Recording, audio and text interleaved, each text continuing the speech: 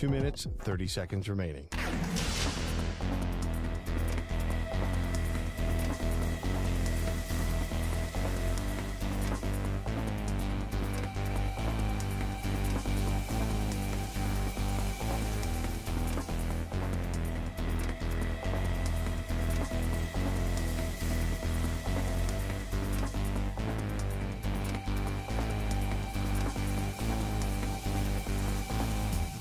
Two minutes remaining.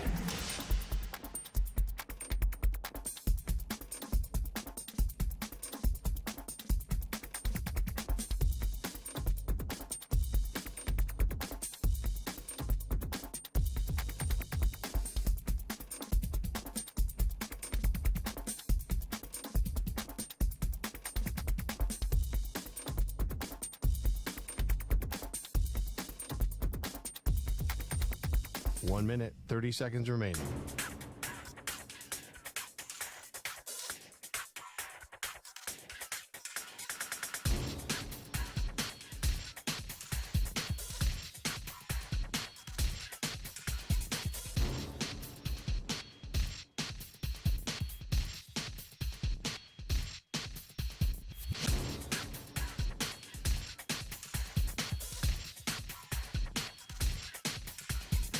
One minute remaining.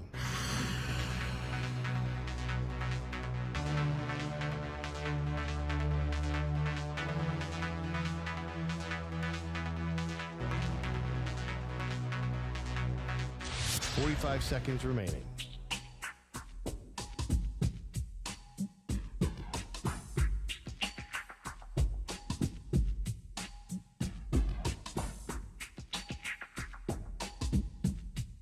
Thirty seconds remaining.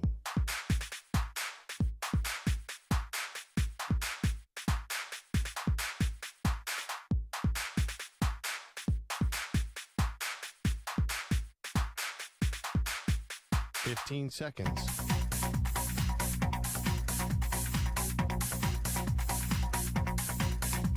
Break ends in 5 seconds.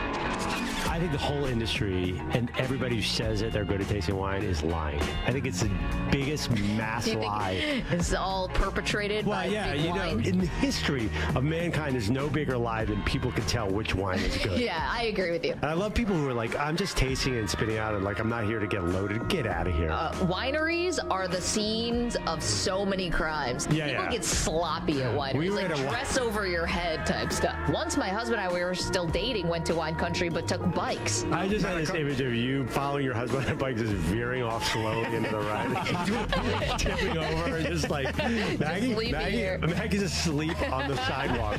They are Maggie and Perloff on CBS Sports Radio. Anyone discounting the Chiefs, do it at your own peril. Hey, welcome to the show, Maggie Gray, Andrew Perloff. The season starts tomorrow. The NFL kicks off. Chiefs, Detroit. And there's lots of news coming out of Kansas City. I know it's not smart to discount them, but you cannot be feeling as good today about the Chiefs as you were last week. Well, let's go through what exactly is going on in Kansas City right now. And this starts with Travis Kelce. So yesterday we told you about the hyperextended knee. Yeah. Turns out it's a bone bruise. Here was his brother, Jason Kelce, who was doing an interview on 94 WIP, giving an update on the status of his brother. I know he's got some swelling going on, but it sounds like as long as they can get that down, he's going to have a chance to go. Ligaments and everything are intact. Structurally, from what we know right now, his knee's fine. I think he's going to be good to go. I really do. Knee's fine, going to be good to go. Breathe a sigh of relief if you're a Kansas City Chiefs fan. Yep. And now you have a luxury move if you want, which is you don't have to play Travis Kelce in this game if you don't want to. And in fact, if I had the ear of Andy Reid, I would tell him, do not play Travis Kelce in this game. You don't need necessarily to win this opener against the Detroit Lions. you need to make sure you're at your tip-top and best against the rest of the AFC. That's the important thing. You have Jacksonville in week 2, sit Kelsey week 1, and bring them back week 2. Maggie, they already took ESPN off my cable network, and now you're going to take Travis Kelce out of the opener on NBC. I know. Do you not like fun things in week 1? I've been looking forward to this stupid game for 6 months with the Lions and the Chiefs battling back and forth, having this offensive explosive. Remember Jared Goff and Mahomes in primetime 54-51 a few years ago? That's what I want. I can't have Travis Kelce on the bench because you think that they should save him for the AFC. What about us? But the other thing, too, is... What about you? The other thing, too, is they have a hard schedule. They have a brutal schedule, so there is not a lot of room for slippage. And this might be one of, believe it or not, one of the winnable games. According to Warren Sharp, who does his strength of schedule based on Vegas win results, or win predictions, rather, has Kansas City as the 5th hardest schedule in the entire NFL. They play everybody. They cannot afford to slip up here if they want home field advantage. And I think that's important. And you said it yesterday. It's a big deal in the AFC to come out of there because it's going to be such a competitive conference. I don't think you can allow any slippage. Okay, well, I think where Kansas City might get a bit of a, I don't want to say reprieve, but where they could really start stacking some wins is actually in their own division, which beyond the Los Angeles Chargers, who I do expect to be good, but they are also the Chargers, so you never know. It's possible that the Raiders, are totally bust this year. I've already predicted that Devontae Adams was going to ask for a trade before the Monday night game against the Patriots. I'm on the record on that. Chandler Jones is doing some weird stuff on social media. We'll get to that. They could be in the market for a quarterback, a total tank team. And the Denver Broncos could be a total boom or bust team. Does anyone, either Sean Payton and Russell Wilson are going to be awesome together or they're going to be terrible together. And I don't know if it's anywhere in the middle. So they could be stacking wins against their own division. And this is where they have to pay attention. I would not mess around with Kelsey. Now, the other thing that's going on with Kansas City is obviously Chris Jones. Now, Chris Jones, their standout defensive end, amazing, one of the best in the league. He's been in a contract dispute this entire training camp. Well, he's doing a charity event with the team at the Ronald McDonald House earlier today, and he said, listen, all I want is a raise, and I could be on the field tomorrow if they meet my contract demands. Everything's coming up Chiefs right now. Well, how's that? Okay, do you see Chris Jones on the field?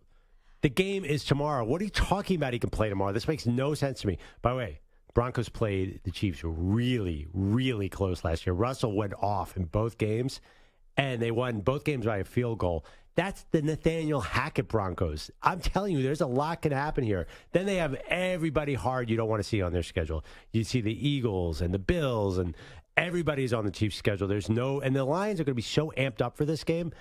Honestly, yes, Chris Jones said I can play, but somebody's got to practice here, right? Like, is anyone Are they that veteran and that good that they don't need to practice? They can show up on Thursday night and beat up the Lions, the surging Lions. I watched their quarterback win a Super Bowl on one leg. Yes, they can definitely. Sorry to bring it up. They definitely can play. This is Chris Jones. His quote: "If a deal gets done, I can be out there tomorrow," he said.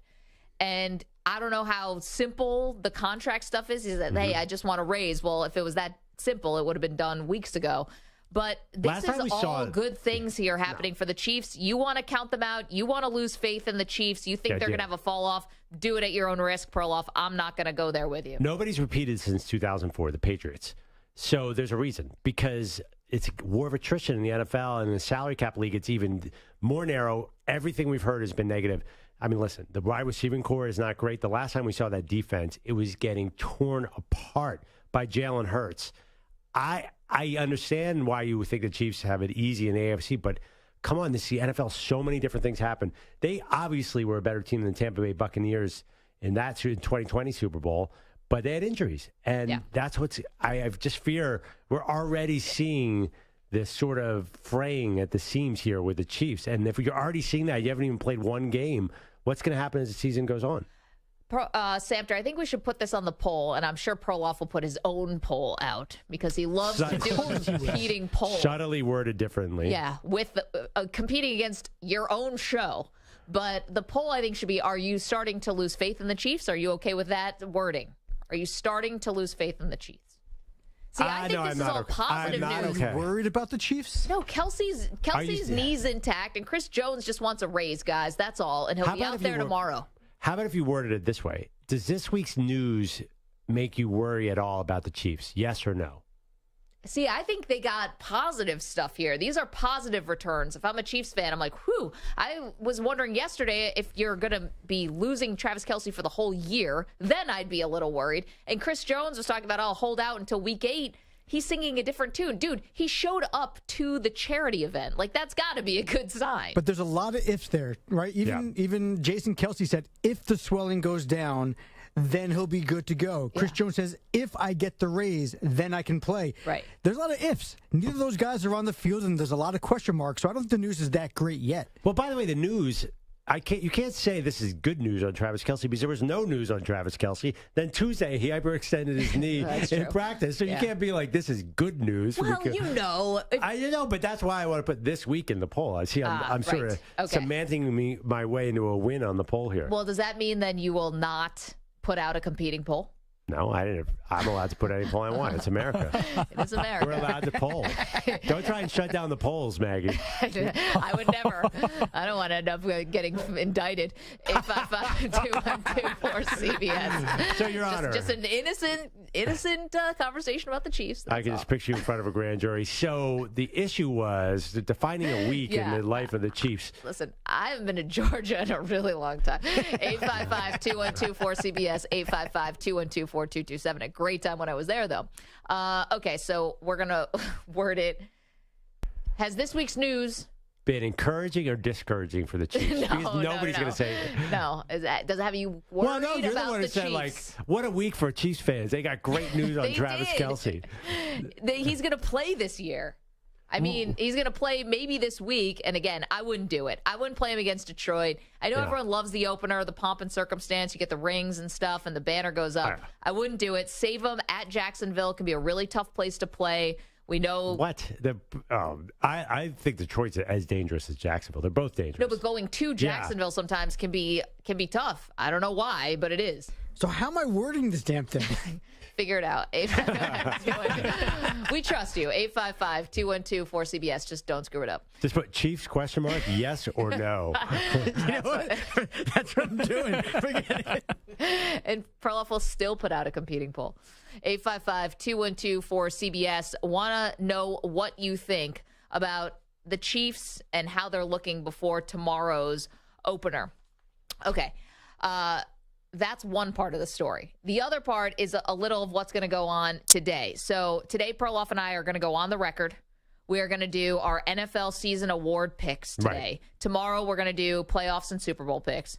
I'm still crossing out things and trying to beautiful mind this. Me too. Yeah, like will Cleveland make the playoffs? Is Travis Kelce eligible for comeback player of the year because he injured his knee on the Tuesday before the season started? If he comes back on Thursday, he's the front runner, right? Yeah, I think, move over to Damar Hamlin. Now Travis Kelce's going to be comeback player of the year. Doubt it. Yeah, that's an interesting topic. Are we... Okay. Save it. We're not doing them. By the way, am I going to get fired for anything I say about Damar Hamlin and comeback player of the year if I don't say positively something good about Damar Hamlin? I mean, if you only got fired, I think you'd be getting off easy. You're going to get fired, canceled. You're going to get totally. You're going to get. Wait. So Damar Hamlin's still a sensitive topic. Listen, if you think someone else could be comeback player of the year, then I'm canceled. Is that the deal? And I think you just have to sit in the parking lot for the rest of the show. 855-212-4CBS. All right, lot to do today, including the new segment that we launched yesterday that's going to become a recurring theme here on the Maggie and Perloff show. The Daily Deion. Your daily dose of Deion Sanders. You don't have to listen to the press conferences and all the interviews. We'll do it for you, and we'll give you the best of Deion Sanders. Do you believe that? This is over the protestations of Andrew Perloff. Yeah, how long until America gets sick of the Daily Deion? Is it? I guess it depends on how much they win, but I think that Daily Deion is going to be a lot. But I have to be honest, I'm looking forward to hearing this every day. There you go. Every day it's entertaining, interesting, frustrating, awesome, all of the above. The Daily Deion comes your way next. You're also welcome to weigh in on the Kansas City Chiefs and Travis Kelce's knee, Chris Jones's contract, but does it have you concerned for them? Me, not so much. Perloff, not a believer. Not a believer in the Buffaloes, not a believer in the Chiefs. No, I just think this is not a good week for the Chiefs. I think this is exactly how you do not want to start a season. 855-212-4CBS. It is the Maggie and Perloff Show. We want to say a hello to the Weedos and the Purple Drinkers in the chat, youtube.com/CBS Sports Radio. If you want to listen to the show on our amazing CBS Sports Radio affiliates, we say hello and a thank you as always. We're on the absolutely free to download Odyssey app, which is crystal clear anywhere you go. We're also on SiriusXM channel 158. We come back with the Daily Deion. Don't move. You're in a 5-minute break.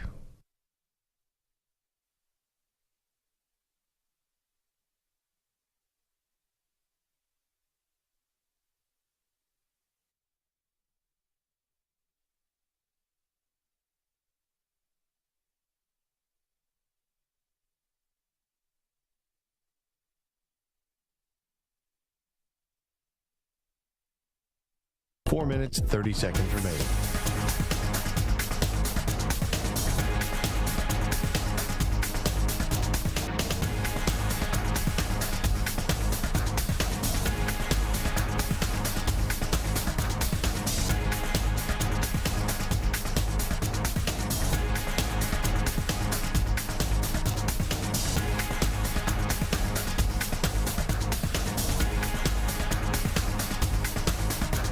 Four minutes remaining.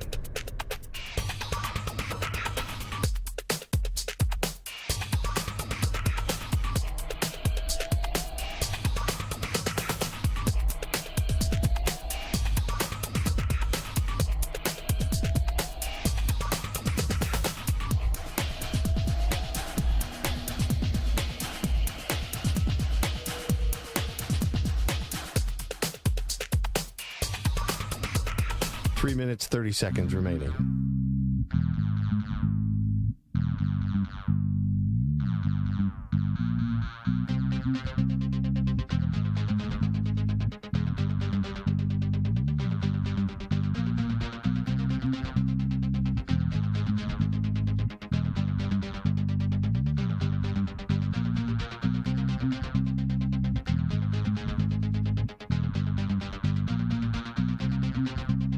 Three minutes remaining.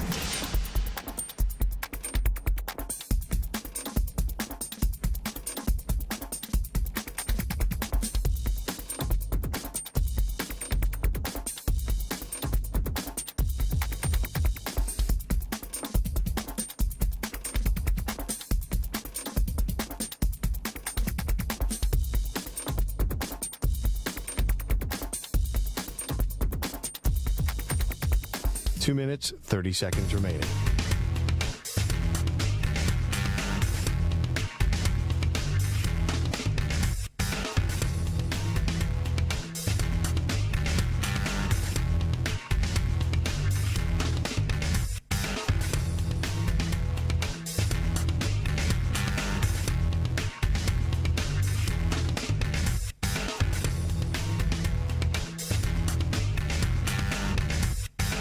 Two minutes remaining.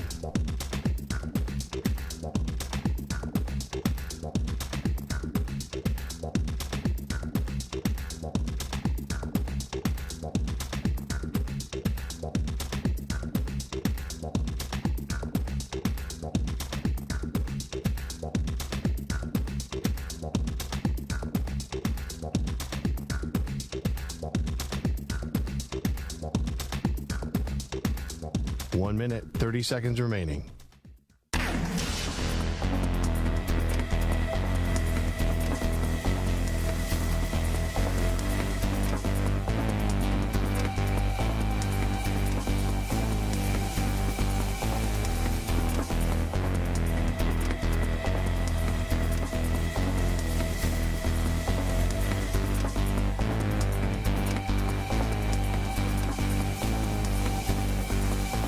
Minute remaining.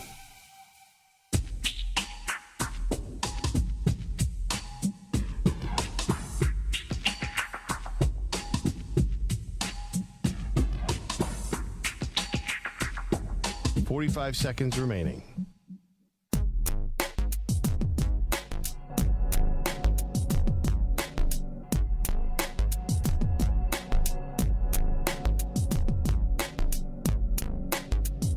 30 seconds remaining.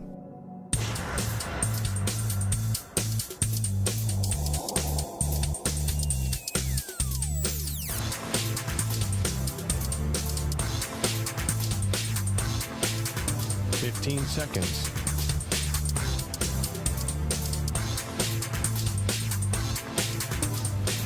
Break ends in 5 seconds.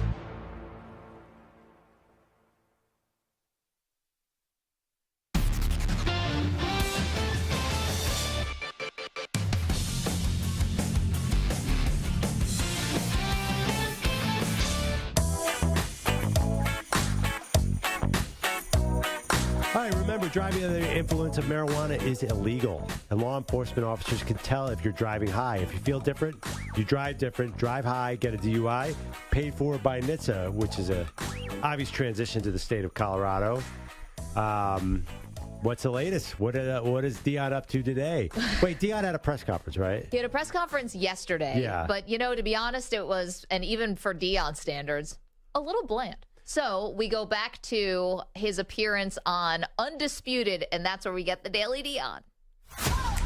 Daily. Do you believe that? Deion. You believe that? Okay. Deion hanging out on Fox Sports 1 with the likes of Skip Bayless and Michael Irvin. He was asked... This has already gone terribly awry, but please go on.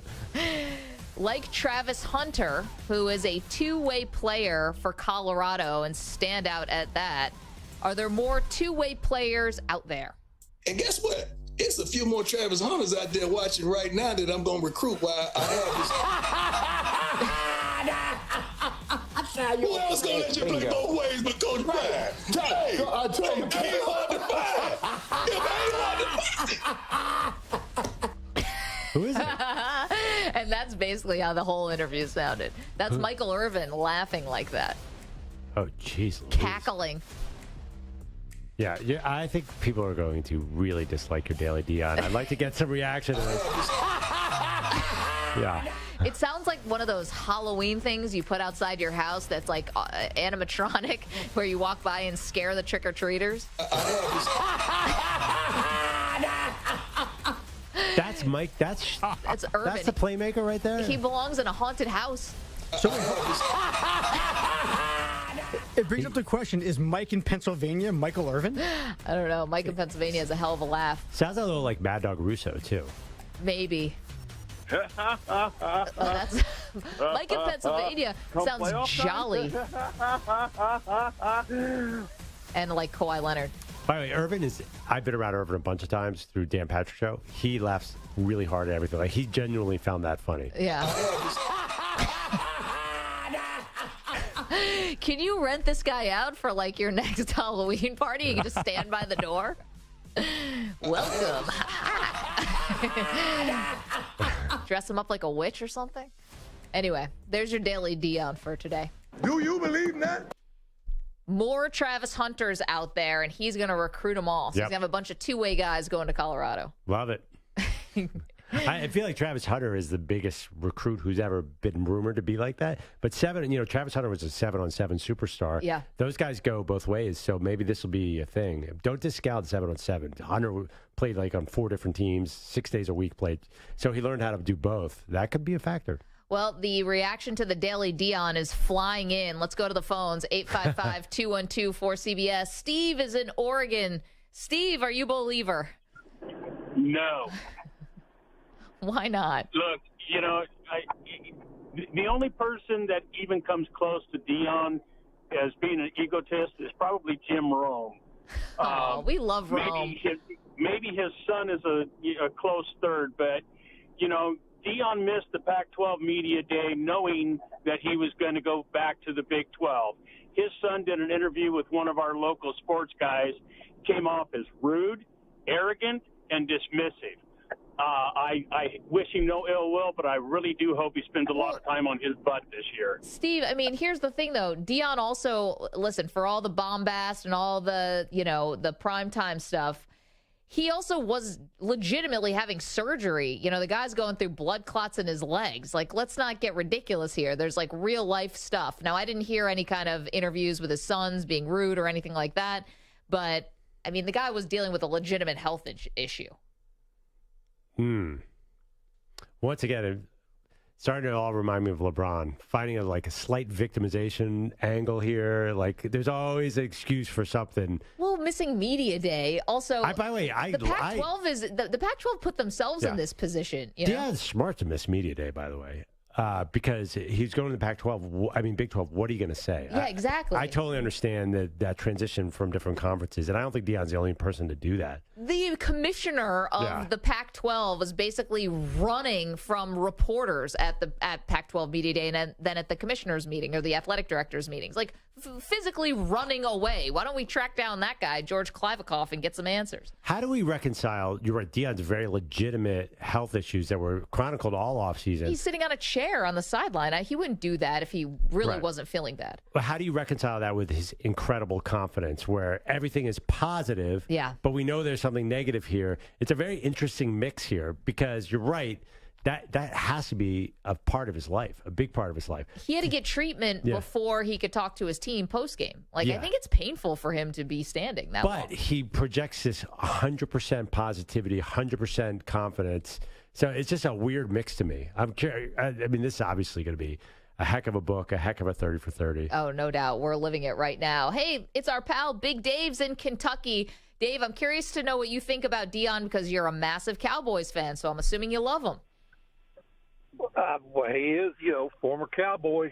He's got that going for him. But the only thing I'll say is you better hope that he keeps winning because what's going on in the media, I mean, your boy Jim Rome yesterday made the comment on his show that it doesn't make any difference what they do the rest of the season. It's already been a massive success. I mean, Feinbaum's losing his mind. I mean, listen, it's cool. TCU, they're acting like it's Georgia. I mean, don't get me wrong. I'm not taking anything away from the accomplishments. I mean, it was huge. I mean, considering where they were to what they did in the first game. But Jesus Christ, I mean, it's one game. I know, but Dave, they were a 20-point underdog. I know they're celebrating a bit like they won the Super Bowl. I get that, but 20-point underdog. Everyone tries to do the bulletin board material. Hey, nobody believes in us. Even Georgia last year said, "Oh, people think we're going to win 6 games." That's nonsense. No one ever said that. But anyone's looking for an edge. I think Colorado legitimately had the people who were questioning.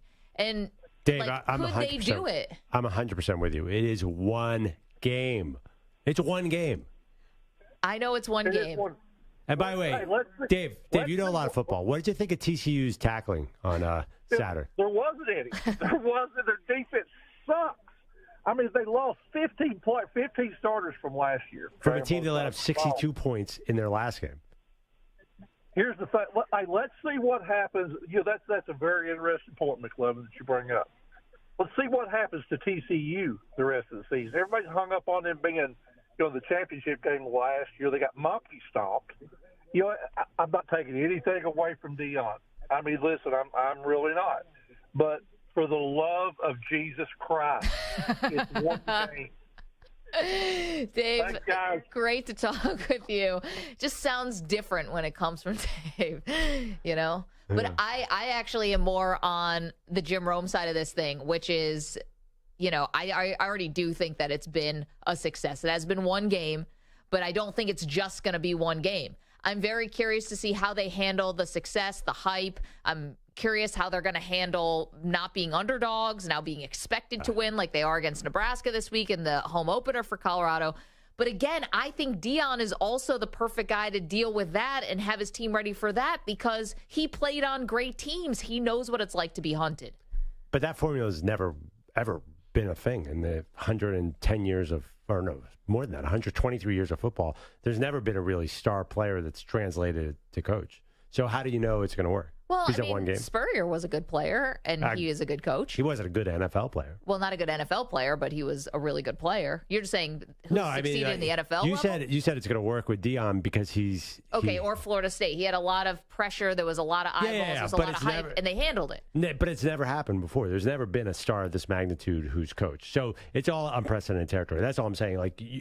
We don't know. I think one game, but I think a lot of people think, well, one game proved the proof of concept, and I do agree to that to some extent. But I do think it's kind of hard to predict because we've never seen a star player like this coach like this. I know, and I think what's interesting, it's like a litmus test here with Colorado because when you say, or anyone says, and you're right to say it, none of this has ever been done before. Yeah. For that, I see opportunity, and why not? Why wouldn't it work? Why wouldn't it? Where I think a lot of people say it's never been done before, there's no way it's going to work.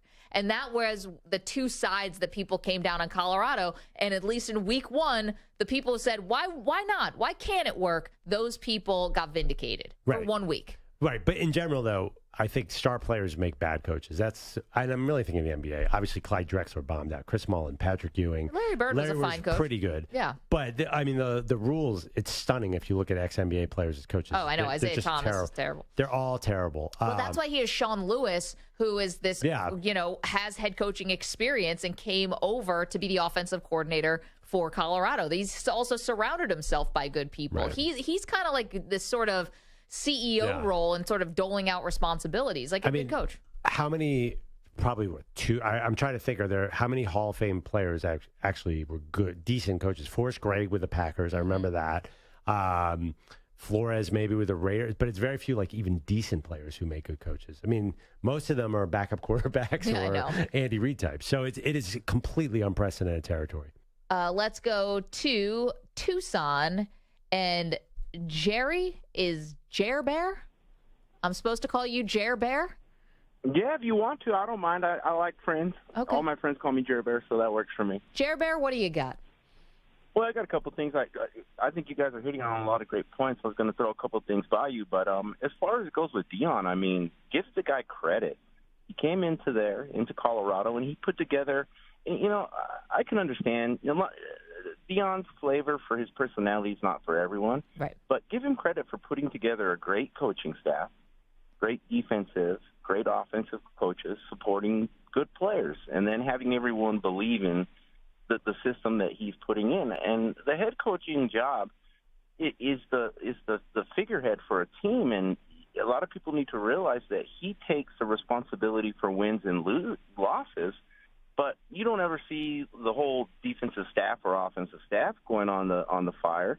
It's the head coach. Right, and for sure. I think Deion fits that. I think he fits that. He can handle that. Well, Jer Bear, here's the thing, right? And thank you for the phone call and good point. But I am curious to see, as much as I praise Deion in Colorado and what they've done in 1 week and surprising a lot of people by beating TCU. Oh, yeah. I am really curious to see what Deion would be. What's he going to sound like, act like, be like if the Buffaloes, lose the next 4 or 5 games? Like, how is that going to go by? How's he going to handle that? Because it's be foreign territory. Oh, absolutely. That's what I was wondering about before the year, because I assumed they were going to lose to TCU. I was dead wrong about that. Now, listen, Nebraska, as exciting as all this is, Nebraska could suck the energy out of any college football storyline. There's going to be a 13 in the final score, and there's going to be a 19 in the final score. This is the Nebraska Cornhuskers we're talking about. I was oddly captivated by their opener against Minnesota. That came down to a really wonky bad If you look up 13-10 game in the dictionary, that Minnesota-Nebraska game, I mean, Nebraska is just a disaster from start to finish. So it's going to be an odd game. I have the question, is everyone going to be so fired up to play Colorado now? Let's just finally take Nebraska's energy up to the next level, because they've been disappointing really ever since Tommy Frazier left in 97. So here was Johnny Hodges. This was interesting. Johnny Hodges plays on TCU, one of the defensive I think he was all linebacker, right? Yeah, he was all Big 12 rookie, really, really good freshman year. Yes. Excellent part of the TCU team last year that went to the championship game. He said the loss to Colorado was a wake-up call. I guess you can say it's a wake-up call. I don't know how losing in the national championship by 60 isn't a wake-up call, but right now we're definitely the laughingstock of college football. making our defensive coordinator look awful, just making his defense look like it's a childhood kid's defense and him getting all this slack. So if it's not a wake-up call, then I don't know what it is. Man, I mean, Perloff, to your point, like losing in that way, not just to Georgia, but also now to Colorado. It's a bad 2-game run. Yeah, but, I don't think that takes any of the shine away from what TCU did throughout the season, and they beat Michigan. I mean, wow, it was a crazy game, but they won. Sort of litigating an old topic, but I think there are some people who think the 62-7 loss did kind of gut what happened. I mean, it's hard. It was tough. It was a tough dismount. They didn't nail the dismount. No, I mean, I it was an incredible accomplishment last year. Max Duggan was a great story. Sonny Dykes was a great story. But they better not let up 50 points a game. I mean, if you were a defense throwing, and I'll probably get in trouble for saying this, if you were a defense throwing a game, you would have taken better angles on your tackles than these guys. I mean, how many screen passes went 70 yards? I believe your quote was, "I want to see their FanDuel account." Yeah. I mean, it's if you watch the highlights of this game, you're like, what are the defensive backs just were so scared of something. It was terrible. And by the way, Colorado's the same exact way. That guy who called in and said that Colorado's defensive coordinator knows what he's doing. That is TBD. I'm sorry, I don't know who the defense coordinator is, but they did let up 42 points and 560 yards. I worry way more about the defense. But to your point, though, like, is it more like, will teams take it even more personally losing to Colorado now? Because here's what you know. You'll be the number one story. You're going to be the number one story. And Deion's going to be on every radio show and TV show taking victory laps and basically saying, this is how I coach. And, everything is going to be a referendum on like, oh, this is Deion and his coaching ability and his style. So you're going to get the media not backlash, but the media tour that's going to follow every win. Yeah, I think there's two ways you could react. It could get you fired up, but it could also make you nervous. TCU certainly got nervous. About halfway through, you could see their face, oh, my God, are we going to lose this game and embarrass ourselves in front of our home fans and the entire country? So you could get tight, right? Like if Deion was yelling at me, I don't know if I could handle that pressure. And not yelling, but Deion is getting the other team fired up. I might peek over there and say, like, wait, are we sure we can beat this team? Of course, that says a lot about me. But look at the upcoming opponents. Nebraska is a really flawed team. Colorado State's probably not really good. But then you get Oregon, USC. Yeah. Feels like you're going to get their best fastball. I mean, you are always going to get their best fastball. I don't think they're overlooking teams, but absolutely now. Okay. Everyone's got has Colorado on their schedule, has them circled. 855-212-4CBS. We get a definitive Joe Burrow update in just moments. And we say hello and good afternoon with a CBS Sports Update. Here's Emmanuel Barbari.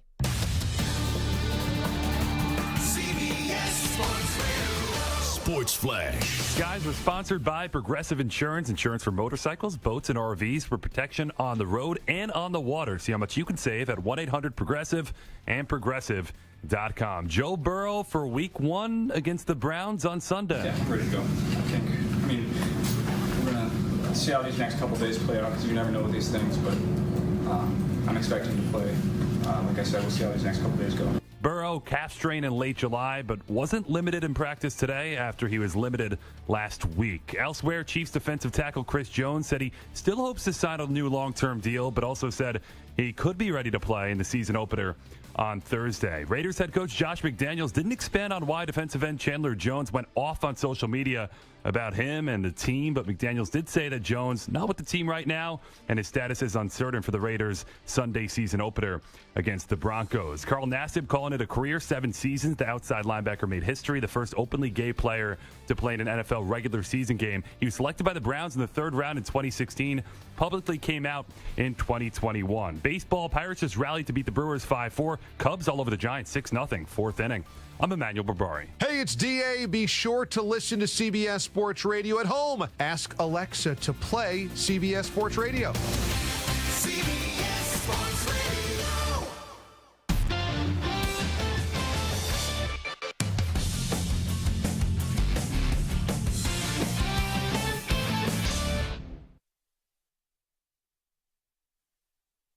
You're in a 5-minute break.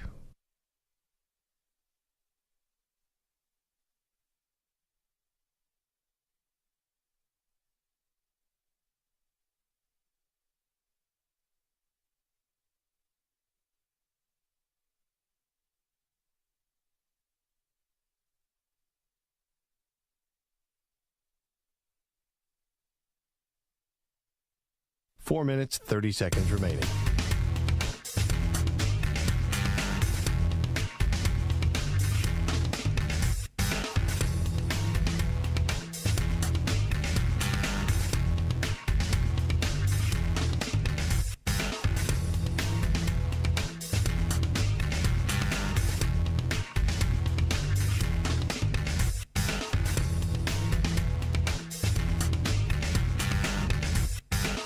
Four minutes remaining.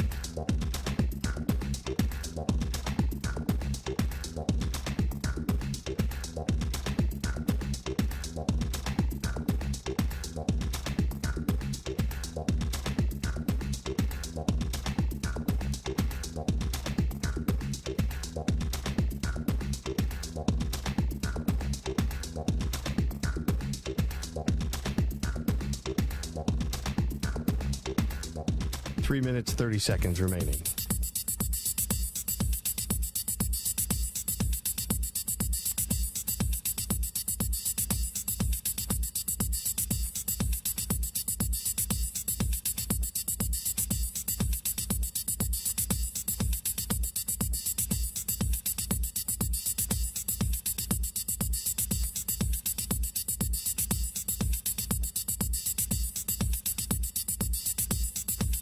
Three minutes remaining.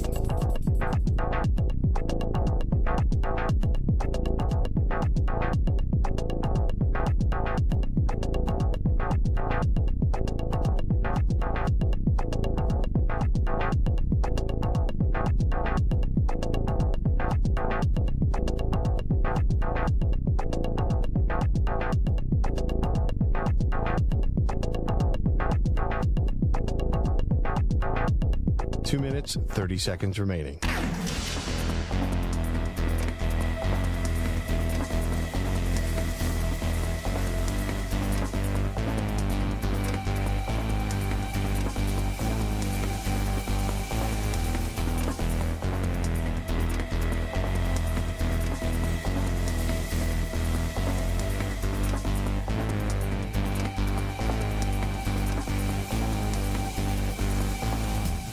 Two minutes remaining.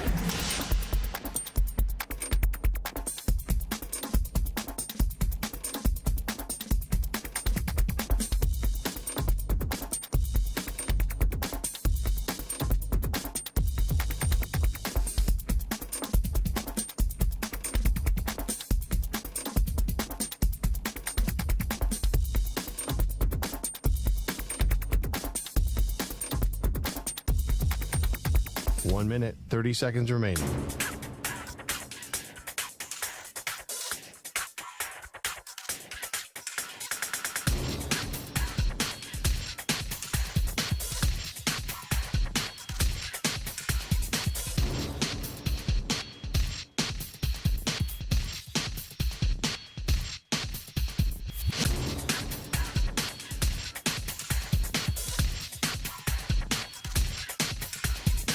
One minute remaining.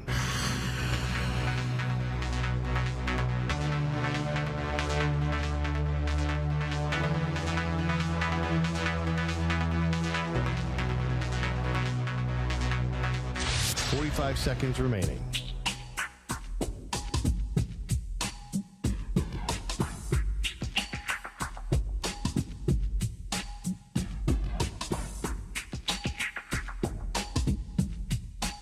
Seconds remaining.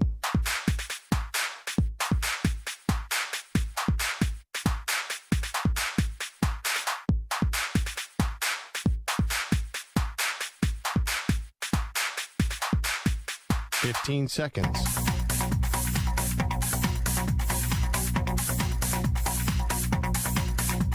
Break ends in 5 seconds.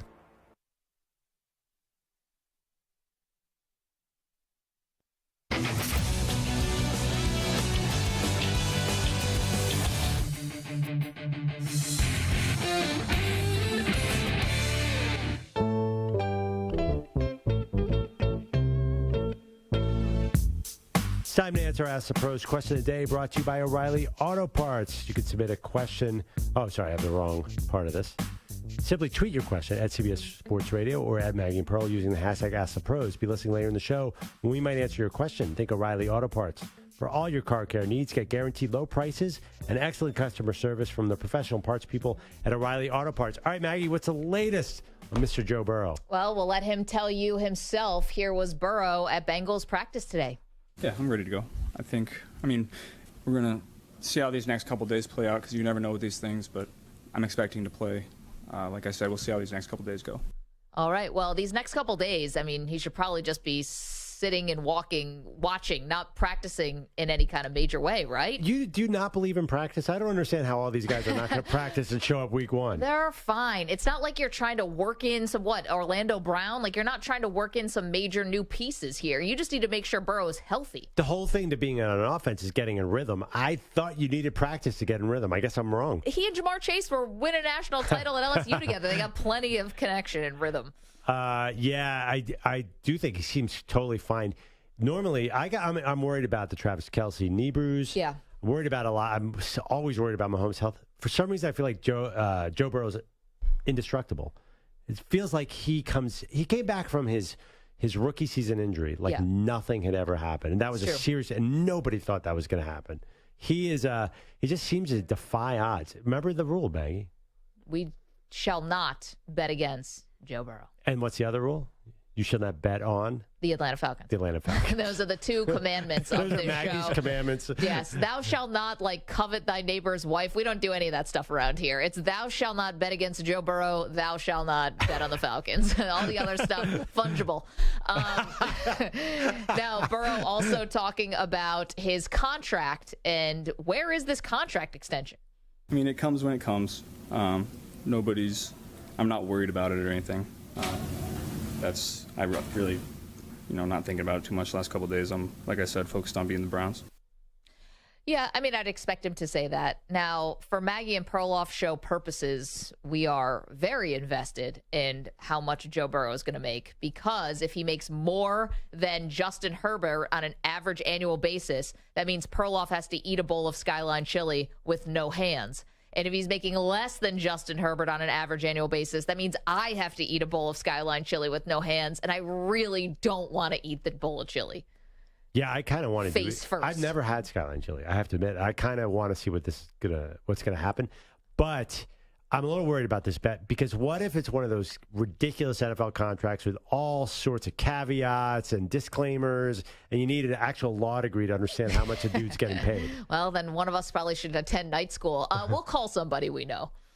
Okay. We know enough smart people that we can get through this contract, right? And the other thing, too, is doesn't he have a season to worry about? It starts in 3 days, and he hasn't gotten it done yet. So when it's going to happen in week 2? What if he gets hurt in week 1? I don't understand. Can people get their business taken care of before the season starts? Well, apparently we do. Do you have the details on this? Well, I don't. Adam Schefter does. Okay. But I will read what Adam Schefter wrote. Sources Just breaking. make sure. Are you sure this is the real Adam Schefter? This is the real Adam Schefter. Check mark. 2.4 million followers. 10.4 million followers. So if it is a fake Adam Schefter, they're doing a great job with a lot of bots and fake accounts. Nick Bosa, breaking news, has agreed to a 5-year, $170 million extension with the 49ers, including $122.5 million guaranteed, making the highest paid defensive player in history. So let's go off the 122.5 guaranteed, because that's the real number. So it's about $24 million a year. Ooh, I don't know if that's right. Is that right? Because if he plays out all 5 years. Okay, so you want to go off 170? No, I don't want to do that either. Okay, well that's $34 million a year. $34 million a year with 122 guaranteed. Yep. Well, wow. Congrats to Nick Bosa. Mike, do you have in the story, what was the highest paid defensive player before that? I believe it was Aaron Donald. Yeah. And how many what was he at? We'll get that for you. Yeah, but that's crazy. That's quarterback money. I'm not surprised, because if there's one player, maybe two, Chris Jones and Nick Bosa, who deserve quarterback money. Well, it's those guys. Chris Jones might. Listen, Bosa's much younger than Jones, but I don't know if Jones is looking for this necessarily. But there's a new benchmark that's been set. Yes, Andrew. Aaron Donald was 3 years, 95, with an average of 31.6. with 47 guaranteed to signing. Okay, so the reason why, obviously, and congrats to the San Francisco 49er fans, because this was important to get done. I know we talked a lot about quarterbacks and Brock Purdy and Sam Darnold and trading away Trey Lance, but going into the season without Nick Bosa is a scary proposition. So you have him signed now. I think he's going to be on the plane to Pittsburgh. I don't know why he wouldn't be, and I'm assuming they're leaving tomorrow. Or what's today, Wednesday? They're probably leaving Friday, right, to go across country and get acclimated to the time change? I don't know. You were so obsessed with, you were looking at flights this morning. So when are the 49ers going to... yeah, probably. No. Maybe Would they leave Saturday and Maybe Saturday. Just spend one night in a hotel? I don't know. Sometimes they do weird things where, they'll stay a night in Ohio, but that's usually if you have back-to-back games on the East Coast. Are you leaning like I am? What's that? Are you thinking about picking the Steelers money line in that game? Because I got to tell you, I'm feeling the Steelers right now. Well, right now, the 49ers are favored in that game as a road favorite by 2 points. Yeah. So, yes, if you're going to bet this game, bet the money line. Yeah, I mean, listen, I'm all over the Steelers in the preseason. I feel like you just have T.J. Watt and Nick Bosa go head-to-head. It'd be amazing. Hoping Nick Bosa shows up. Yeah. Although T.J. Watt did look, if you saw in the preseason, he was effective. He did look a little... I don't know, maybe a little gimpy. So, this is going to be great. I can't wait. I am now going to go back into my Super Bowl pick and reevaluate the Niners. Oh, wow. You didn't think this was going to get done? I know we got dicey there for a second. But and also, I do think that these guys holding out right until the brink of the season is a little scary from injury purposes. Feels like, you don't know everything. You can't predict who's going to get hurt. But you do know showing up 3 days before the season starts isn't a great thing. I don't know. I kind of like it when guys don't. Training camp is where you can get hurt, right? Yeah, I guess so. Practicing is where you can get hurt. I'd almost rather guys I'm not worried about Nick Bosa not showing up in shape. I'm not worried about Chris Jones not showing up in shape. I'm not worried about Brian Burns, although he did report to the Panthers, right? He was at practice today, I believe. Yeah, I don't know. It's, right. But the season is always determined by injuries. And do you want anything to be rocking before the season? Do you remember a lot of Super Bowl champions? I know Emmett famously held out and won the Super Bowl. But I feel like a lot of Super Bowl champions kind of have smooth off seasons without a lot of news. Well, this is going to be something that we forget immediately because they got it done. And for a 49ers front office that's been, I would say, maligned this offseason. The Trey Lance trade was definitely admission that they screwed up on draft night and making that trade. Actually, they made the trade before draft night. And to make a trade and not be 100% confirmed on who you wanted to take in that 2020 draft turned out to be a mistake. Now they bounce back. They get this signing done before the season, and Nick Bosa, I'm assuming, will play against Pittsburgh. Yeah, but the funny thing is those draft picks that they were going to make, there's no way they could have paid them anyway. They are paying, I don't know where this money comes from. How many... we said about the Rams all the time. Eventually they paid the piper, but they have a cheap quarterback. They do have a cheap quarterback, but don't they have the highest paid player at 5 or 6 positions now? I mean, McCaffrey's obviously the highest paid running back. Bosa's the highest paid defensive end. Hargrave's, I think, the highest paid defensive tackle. Yeah. Maybe not, but it's ridiculous. They're paying everybody. They better be good.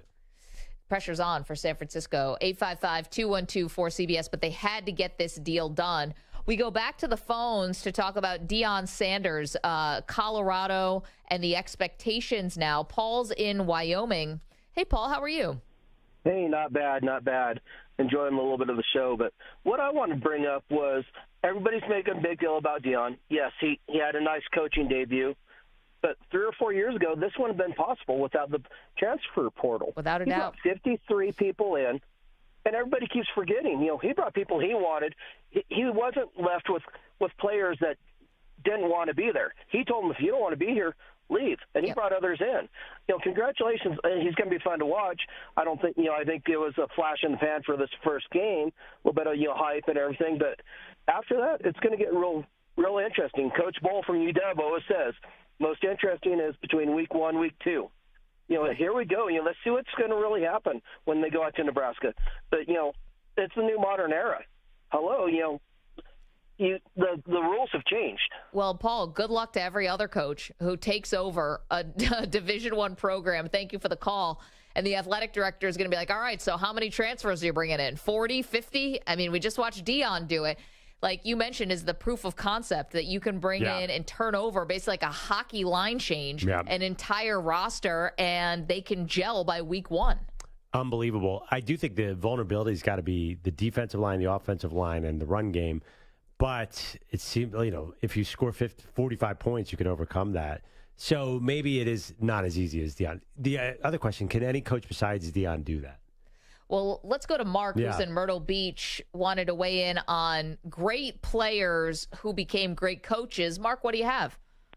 I just want to say that I think Perloff forgot about old Mike Ditka, who was a great player, 5-time Pro Bowler. I believe he won Rookie of the Year as well. Was an outstanding head coach. Yeah. Oh, yeah. I looked at the list. Raymond Berry was on there. Remember the Colts? He was a superstar receiver. But there's very few. Dick LeBeau. Dick LeBeau, yeah. There's only a handful of guys who've been sort of all-pro level players. And those guys were good players. And even Ditka was a great player. But they weren't Deion, right? Deion's probably the best cornerback to ever play. No, yes. And Deion is also this, cult of personality, which Ditka was not the flash of Deion, but had his own thing. He was a big personality. Mark, thank you for the phone call. Appreciate that. Yeah, I mean, obviously there's a Saturday Night Live skit. Yeah. Could Ditka win the Indy 500? Yeah, right. Could Ditka driving a bus win the Indy 500? The Yes, Bears. The Bears, yeah. When say the Bears taking a plane to the game, whole plane crashes, only one who survives is Ditka.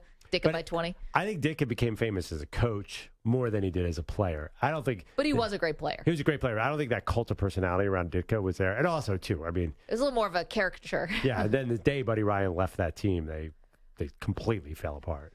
I think the Deion thing is like a perfect storm, and that's why it's very interesting because you talk about it all the time, Perloff, like kids today, like young athletes today, they didn't watch Deion. They have no idea, but it's a testament to how great he was and also, I guess, YouTube or whatever, that they still understand that he means so much to the NFL and what his career was, and college football, and what his career was, that he could lure kids and that he could tell, like Travis Hunter, listen, follow me. I'm the one who did this two-way thing. I'm the one who can tell you exactly how to get this done and get you to the NFL. And I think that means something. Yeah, I mean, listen, the timing was great, too, because Deion's involved with the grassroots around these classes because his kids were coming up in these systems and going to these camps. And Deion was on TV, so he kept his name in the news after he stopped playing.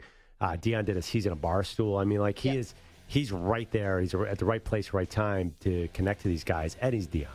Major news. We said Joe Burrow said that he's good to go, barring any setbacks. Travis Kelce's brother believes that Kelce could play tomorrow. Chris Jones, we got Nick Bosa with a new contract.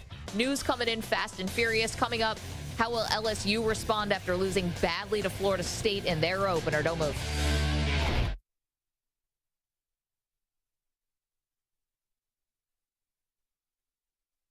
You're in a 5-minute break.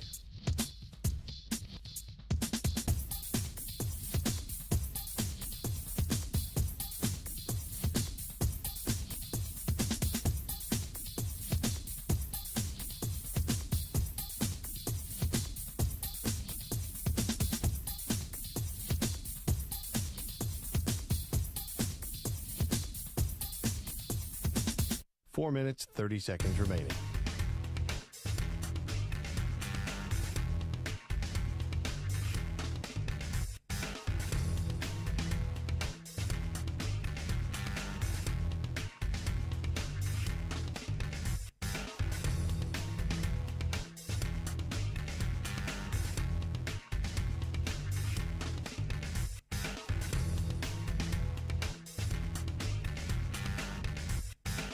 Four minutes remaining.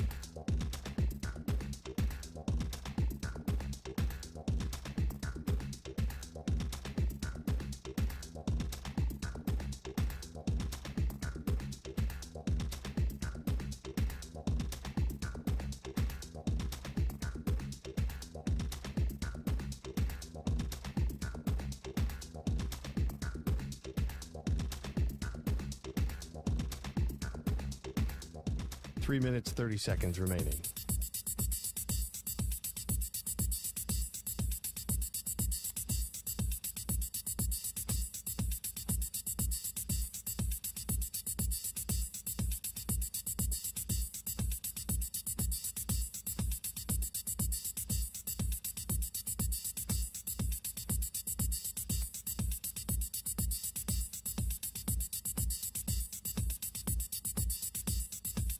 3 minutes remaining.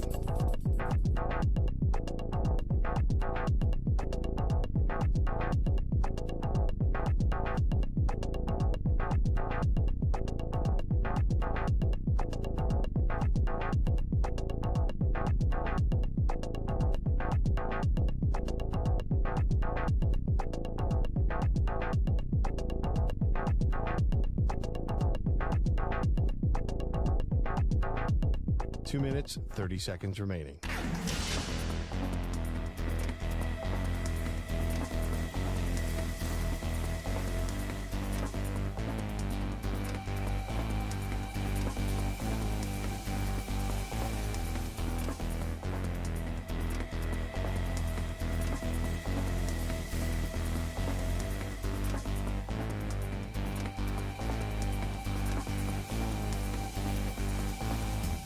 Two minutes remaining.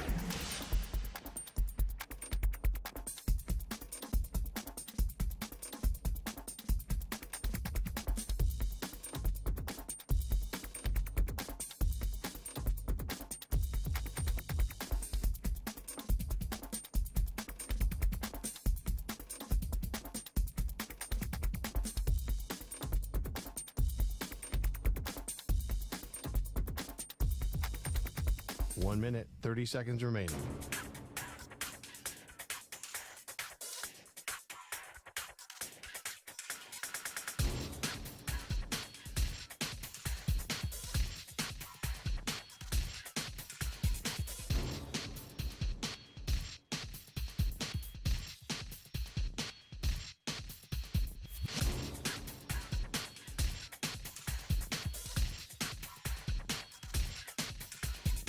One minute remaining.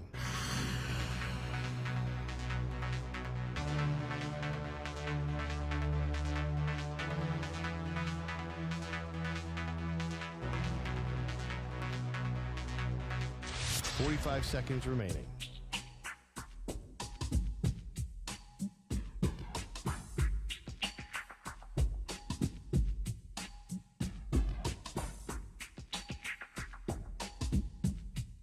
.30 seconds remaining.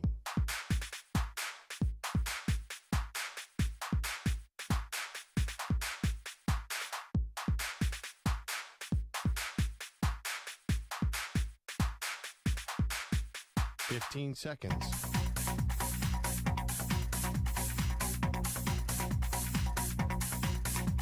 Break ends in 5 seconds.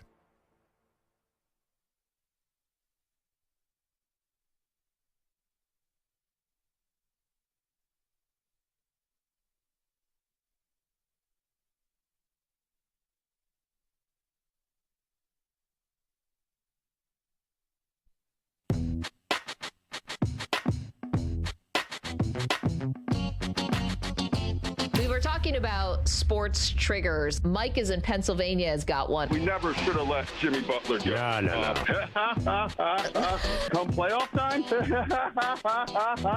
I was tickled by it. He's got a laugh that makes me laugh. People said Kawhi Leonard in the chat. Yes. Very much. Wow. Maggie, I think the Sixers are going to win the NBA championship this year.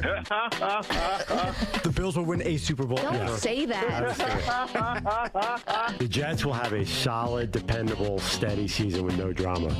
That's so good. Can I just do one more? Yeah, go ahead. The Mets are going to figure it out. That's just mean. We're just piling on Maggie. It's so easy. I threw in the Jets, too. They are Maggie and Perloff on CBS Sports Radio. Massive news coming from the NFL from all different corners of professional football. Welcome to Maggie and Perloff. Maggie Gray, Andrew Perloff on CBS Sports Radio. If you want to watch the show, youtube.com/CBS Sports Radio, where the chat is involved in a robust conversation about air fryers. We'll get to that later. Ooh. Nick Bosa, a very rich man. He signs a new contract just in the nick of time, no pun intended. The 49ers are about to get on a plane in about 2 days to go cross-country to play the Pittsburgh Steelers in the opener. And Bosa signs a $170 million contract over 5 years. He gets $122.5 million guaranteed. The holdout worked. The Bosa parents must be very excited because Joey and Nick are making a lot of money. They're not going to have to move back home anytime soon. No living in the basement? I don't think so. I got in a big argument with a buddy of mine who covers the NFL recently, but actually it was last year. Who do you think is better, Nick or Joey? To me, just watching him, it's Nick blows up run plays and pass plays. He said, well, Joey's 295 and is a much more solid anchor on a defensive line. Nick's more of a lighter player. I feel like Joey misses more time. Yeah, and also, too, I feel like you notice Nick more, just as a fan. You know, when Nick Bosa's in the game, you absolutely notice it. Joey, a lot of times you do, but not all the time. Like Nick, you could just see him come off the line. I was at that Eagles-Niners game, the NFC title game. Yeah. And I think Nick, I can't remember even who played because Warner got hurt early on and stayed in the game. But Warner and Bosa just move so fast. For defensive players, it's incredible. Yeah, we do our Super Bowl picks tomorrow. I mean, listen, you were already confident Nick was coming back. I don't think you ever thought this was going to last. Yeah, but then you're getting like, oh, they're far apart. Yeah. It's I do think that there was a little bit of like this deadline of playing this cross-country game, I do think had something to do with it getting done today. Yeah. Because if they're playing a home game, maybe this doesn't get done until Friday. I have no idea. Okay, you're obsessed with the fact that it's going from San Francisco to Pittsburgh. I know. And It seems like they're playing on the moon or something. You're like, well, like no one's ever gone from West Coast to East Coast. Yeah. You're like, well, they're going to be serving chicken on the plane. Yes, they have to and he wanted to get it's Nick's favorite meal, so he wanted to get the deal done. It's like weird. They got to do a layover in Detroit. I don't know why. He could have just chartered a plane to go to Pittsburgh. No, that's what they do. I mean, they're on a charter. No, but Nick could have just came on a different charter. He can afford it now. Yeah, he fly his own plane. Yeah. No, I don't think they're going to allow him to fly a plane now. But this is really interesting to me that the Nick thing is done. The Brian Burns thing seems like it's going to be done. Chris Jones is out there, too, because that's the other very obvious Super Bowl pick. I'm nervous. You are not. Chris Jones from the Kansas City Chiefs, obviously the standout pass rusher. The Chiefs play tomorrow in the season opener against Detroit. So the clock is certainly ticking. But Chris Jones said today at a charity event for the Chiefs that he can play tomorrow. If the deal gets done today, he'll play tomorrow. He doesn't need practice time. He doesn't need anything. So I think I'll keep him to his word. I don't know how many snaps he'd be able to play, but he could at least be a factor, hopefully in the fourth quarter if that's a close game. Yeah, I'm hoping for, a TCU Colorado 45-42 shootout. Mahomes against Goff would be great. Okay, let's get back to the college ranks a little bit, shall we? And let's welcome in former LSU quarterback Josh Booty. Josh, thanks so much for joining us. Maggie and Perloff, so good to have you. Awesome. You guys are awesome. I'm glad to be back on the show. How you guys been? We're doing great. Sorry to call you for this week. I mean, we didn't plan it. Yeah. We did not call you just because LSU lost. I heard maybe you were at that game. How are you feeling right now? I'm doing good. You're just trying to rub it in, aren't you? No, I went down to Orlando or went up to Orlando from Miami for the ball game, and I thought we really had a chance. We only scored on one of the first three possessions inside the 5 and came away with 7 points instead of, at least 10 or 13 or 21. I mean, it could have been an early good start for the Tigers, and it wasn't. And FSU's defense, they had 90-something% of the defensive production returning in that game, and I knew it was going to be tough. I thought that we would be as powerful down the stretch as they were, and we weren't. I thought, Brian Kelly did a good job in the first half of coming out and having some explosive plays and dialing some fun things up. But in the second half, we looked dead. I don't know if it was because Florida State's crowd was probably 80% of the crowd there, and they had some of them going, but we made a couple bad plays, a couple drop passes in the second half, and just they ended up running away from us. And that doesn't happen very often. I mean, Georgia beat us last year in the SEC championship where LSU kind of got run away from. But other than that, it really never happens. And so it was odd to see that happen where everybody piled out of there in the middle of the fourth quarter, knowing LSU didn't have a chance to win the ball game. It was already over. Josh, is that a La Tigre shirt you're wearing? We could see it on Zoom. Or that's not a Clemson Orange Tiger, right? That's a La Tigre shirt.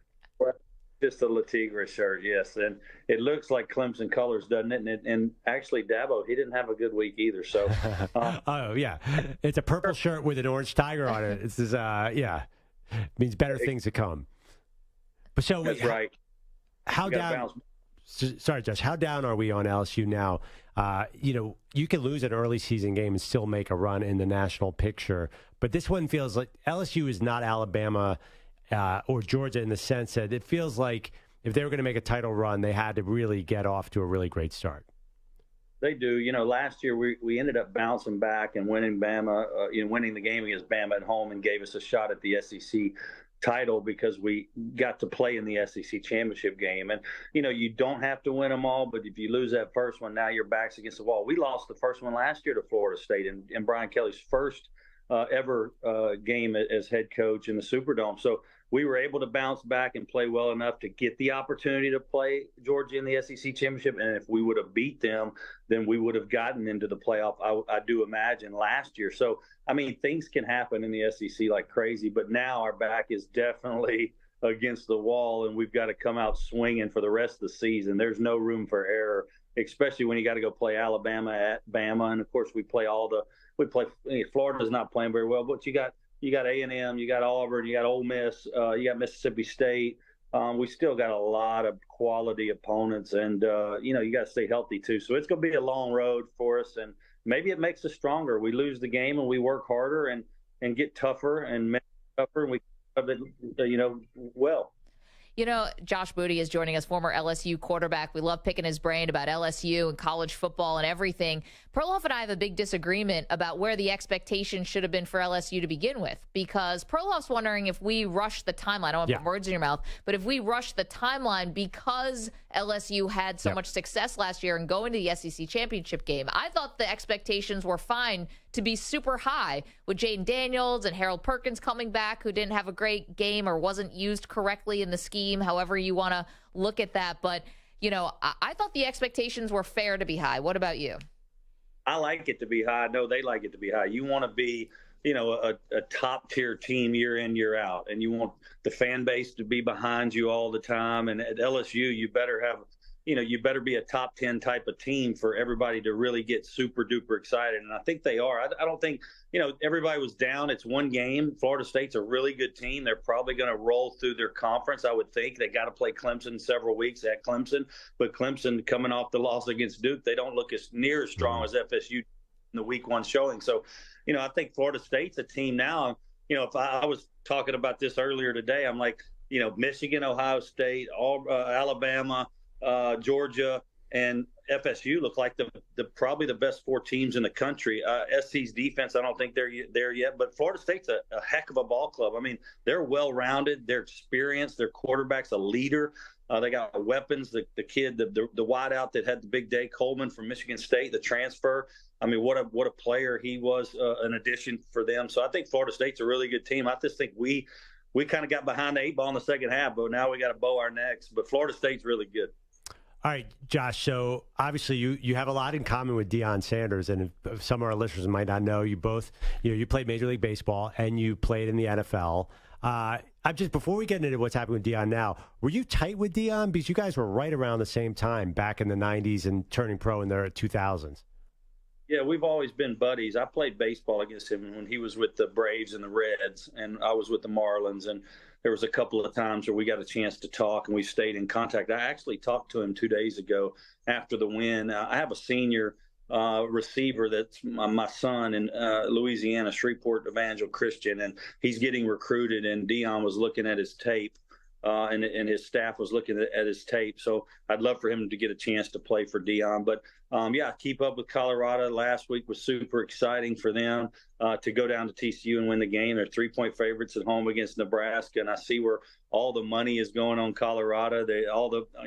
Vegas is making a big deal out of how many people are betting their games. But, Deion's always been kind of a hero to me, to be honest. He's just a phenomenal athlete, and I've got so many stories about him that he's just a dude. Can we get the best Deion story from Josh Booty? Well, one of the things that I remember playing baseball against him was, most baseball players round the bases when they hit an extra base hit. And I remember the first time we ever playing against him, he was in spring training, and he hits a ball down the right field line. I'm playing third base, so it's kind of away from me down the first base line. But I watched him run because I was so intrigued with his speed. Of course, everybody talks about his 4.21 speed or whatever, and it was the first time I played against him. So I was just watching him. I wasn't even following the ball until the very end of the play. But he got to when he rounded first base, it was like he was running an out route, right? So there was no rounding. It was just touch the bag and go dead left. And then touch second, go dead left. It's like, he made three points of the square. It wasn't any rounding of the bases. And I was like, this guy's phenomenal. He's cutting on a dime out on the baseball field. I've never seen another do it since either. Most people round the bases and they curve their run, and he just went beep, beep, beep. And I was like, this is incredible. So, it was a stand-up triple. I think he got to third before I even got the ball in right fielder. And I was like, this is incredible.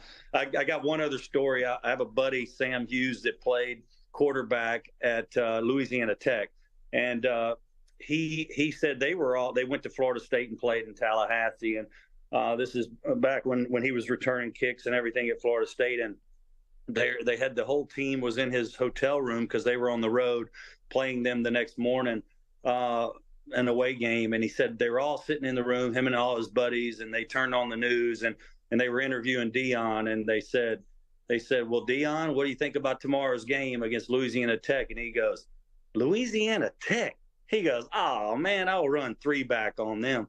And so all the guys were like going, holy cow, he just called us out. He said he's going to run 3-back. Well, he had an interception return, a kick return, and a punt return for a touchdown. He had 3 returns for touchdowns. He called out the night before on the news saying he was going to have a heck of a day against Louisiana Tech, and they were all blown away. Of course, Sam called me and goes, dude, this guy's an animal.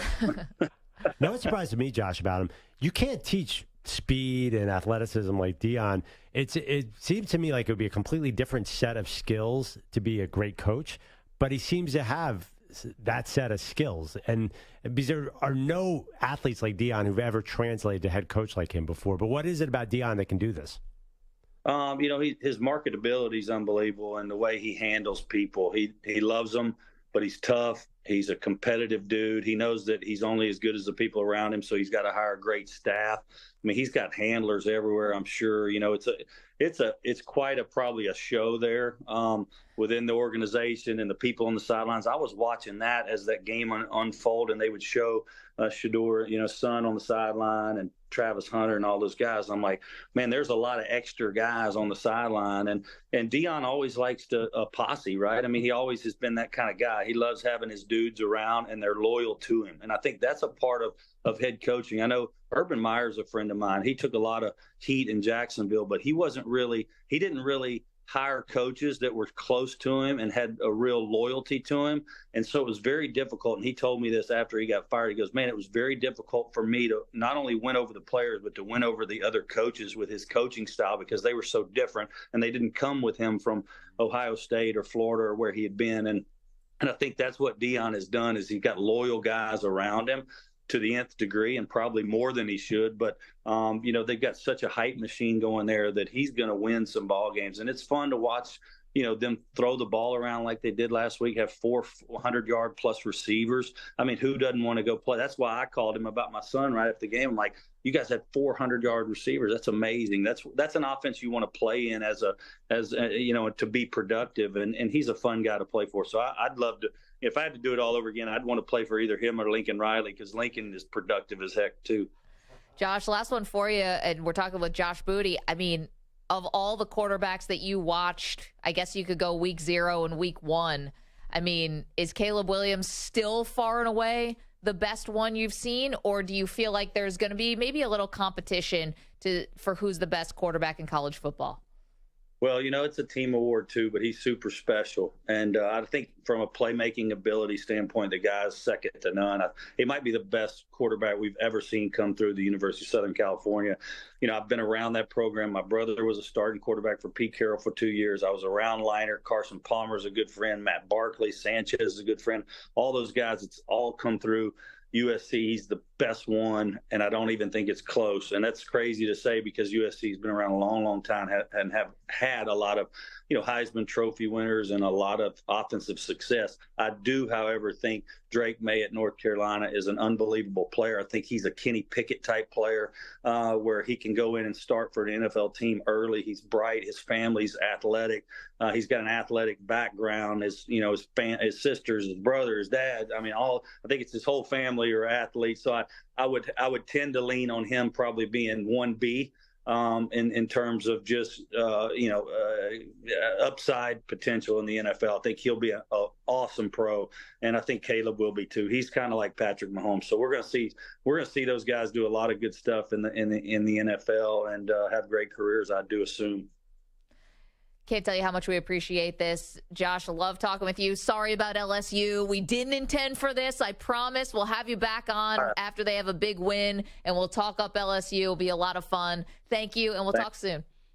You guys are awesome. Thanks for having me. Anytime. Appreciate that. Josh Booty, that was awesome. LSU quarterback, professional baseball player. You could have asked a theoretical question. Would you want your son to play for Deion Sanders? He took it a level farther. He's like, not only would I want him to, I called Deion and sent my tape in. So a lot of people would answer that question theoretically. He is answering with logistics and receipts. You know what's funny? I said to you yesterday, I'm like, how many calls do you think Deion got behind back channels, behind the scenes of other college programs? Like, hey, if you ever want to leave Colorado, we've got a bag of money for you over here or whatever you want.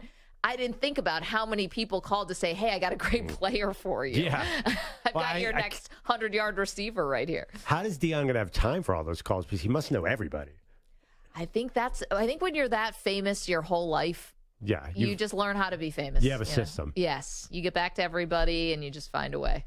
Oh, boy. That is really interesting because, wow, what if he's patient enough to stick there for Colorado and build the team that he's talking about building? Yeah. I mean, that's pretty good. Think about the story that Josh just told about how he would go on the baseball diamond and just cut from first base to second, like a right angle. Well, that's what I meant. I mean, nobody can do it. So it's like Larry Bird coaching. I always wonder, Larry Bird must get so frustrated with guys who can't do what he did. Well, he had Reggie Miller on his team, so you're not going to get frustrated with Reggie. Oh, Larry Bird was the most competitive player ever and wanted control of the entire game. It's got to kill those guys. And Deion, there is nobody that Deion coaches, even Travis Hunter, who can do what Deion did. So you can't be like, don't you think that would be a natural inclination to say, play like I did?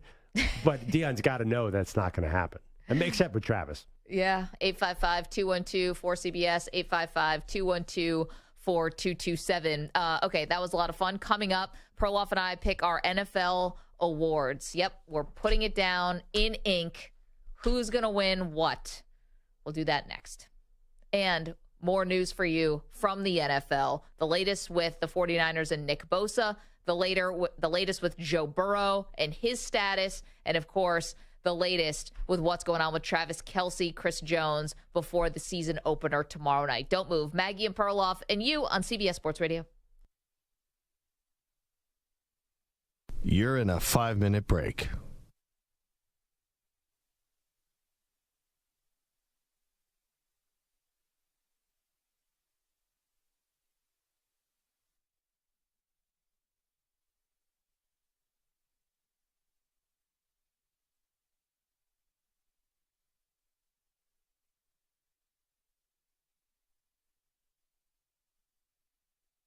Four minutes, 30 seconds remaining.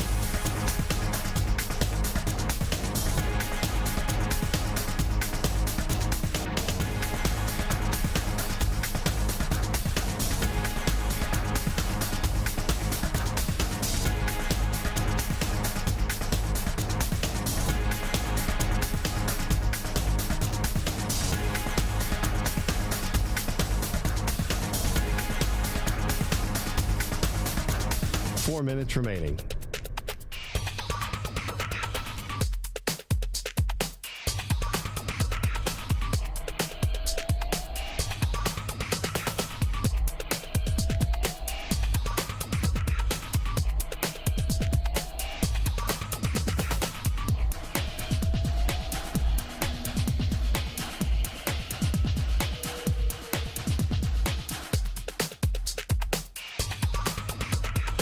Minutes, 30 seconds remaining.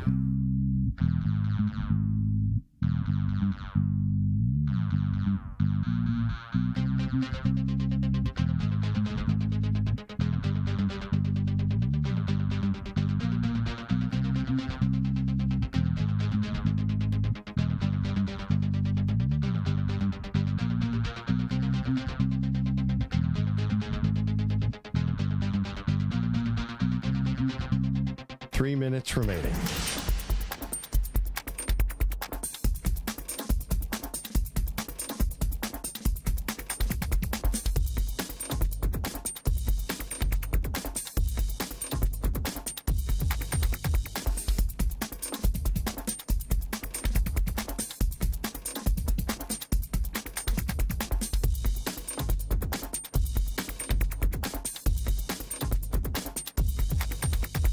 Two minutes, 30 seconds remaining.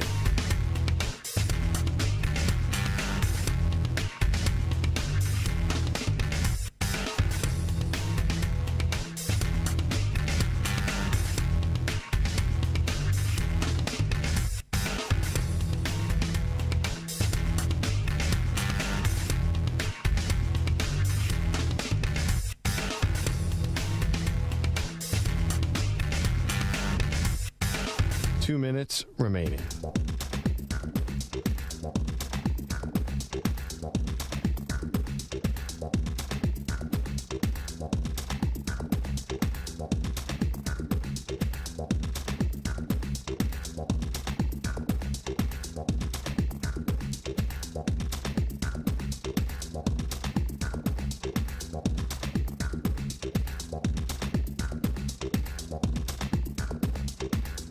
One minute, 30 seconds remaining.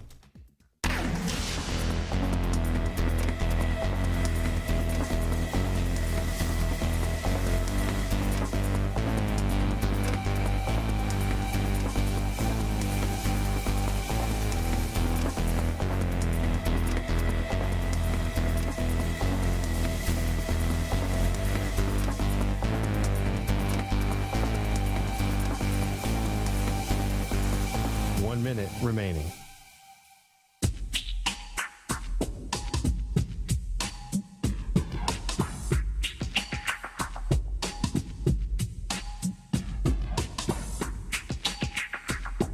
.45 seconds remaining.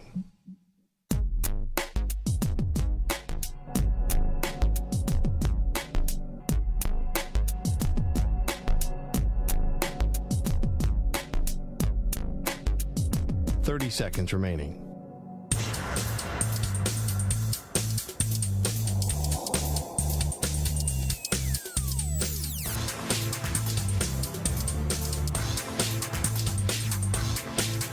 .15 seconds.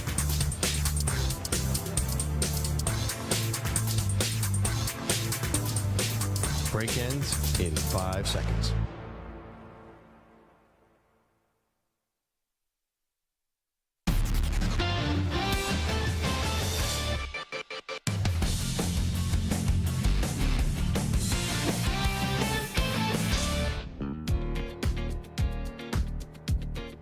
This portion of the show is sponsored by the United States Postal Service, introducing USPS Ground Advantage, reliable and affordable 2 to 5 day package shipping. The United States Postal Service. Welcome back to the show, Maggie Gray, Andrew Perloff. So glad to be with you. The air fryer showed up at my house. We'll get to that a little bit later on. Yeah, I'm very excited. Very, very interested in this. Yes, the chat's all over it. You want to watch the show, youtube.com/CBS Sports Radio. I just don't know what to make first. Anyway, let's get to our NFL preseason debate countdown.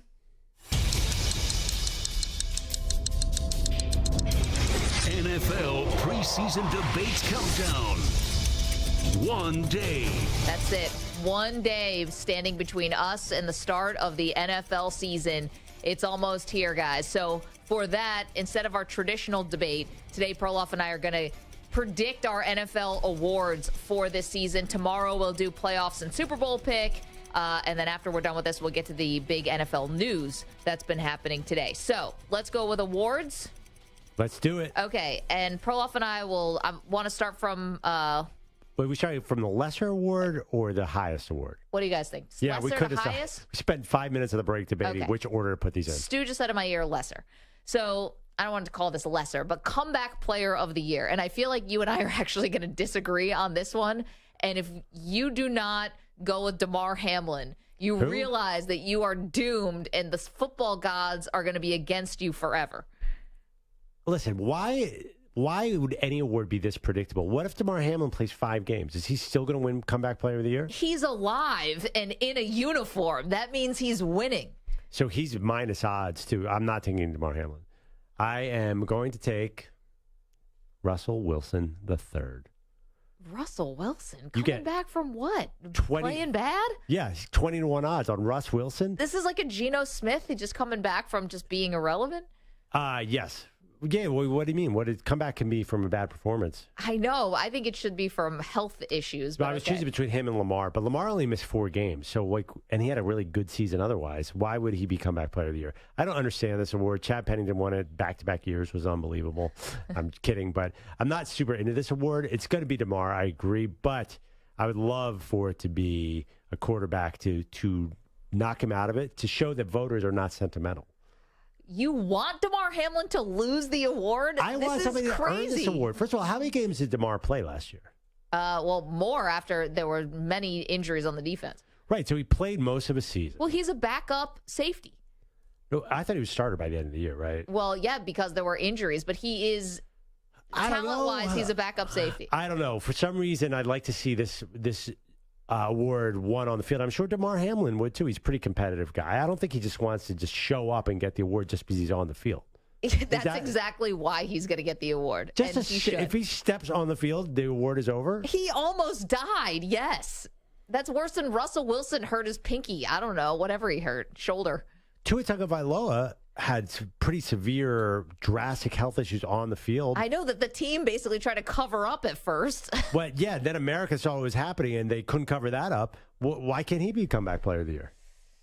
Maybe Tua, but I think that DeMar's got it. Okay. Wait, Tua, by the way, played 14 games and had 3,700 yards. No, I know. Tua's awesome. Okay. If he can stay healthy, that's going to be really, really hard to beat. He can. All right, what award's next? Okay, Defensive Rookie of the Year. Okay, this one will make Stu very happy. Have you seen highlights of the Raiders defensive end, Tyree Wilson, out of Texas Tech? He took a veteran Cowboys offensive lineman and threw him about 9 feet in the air.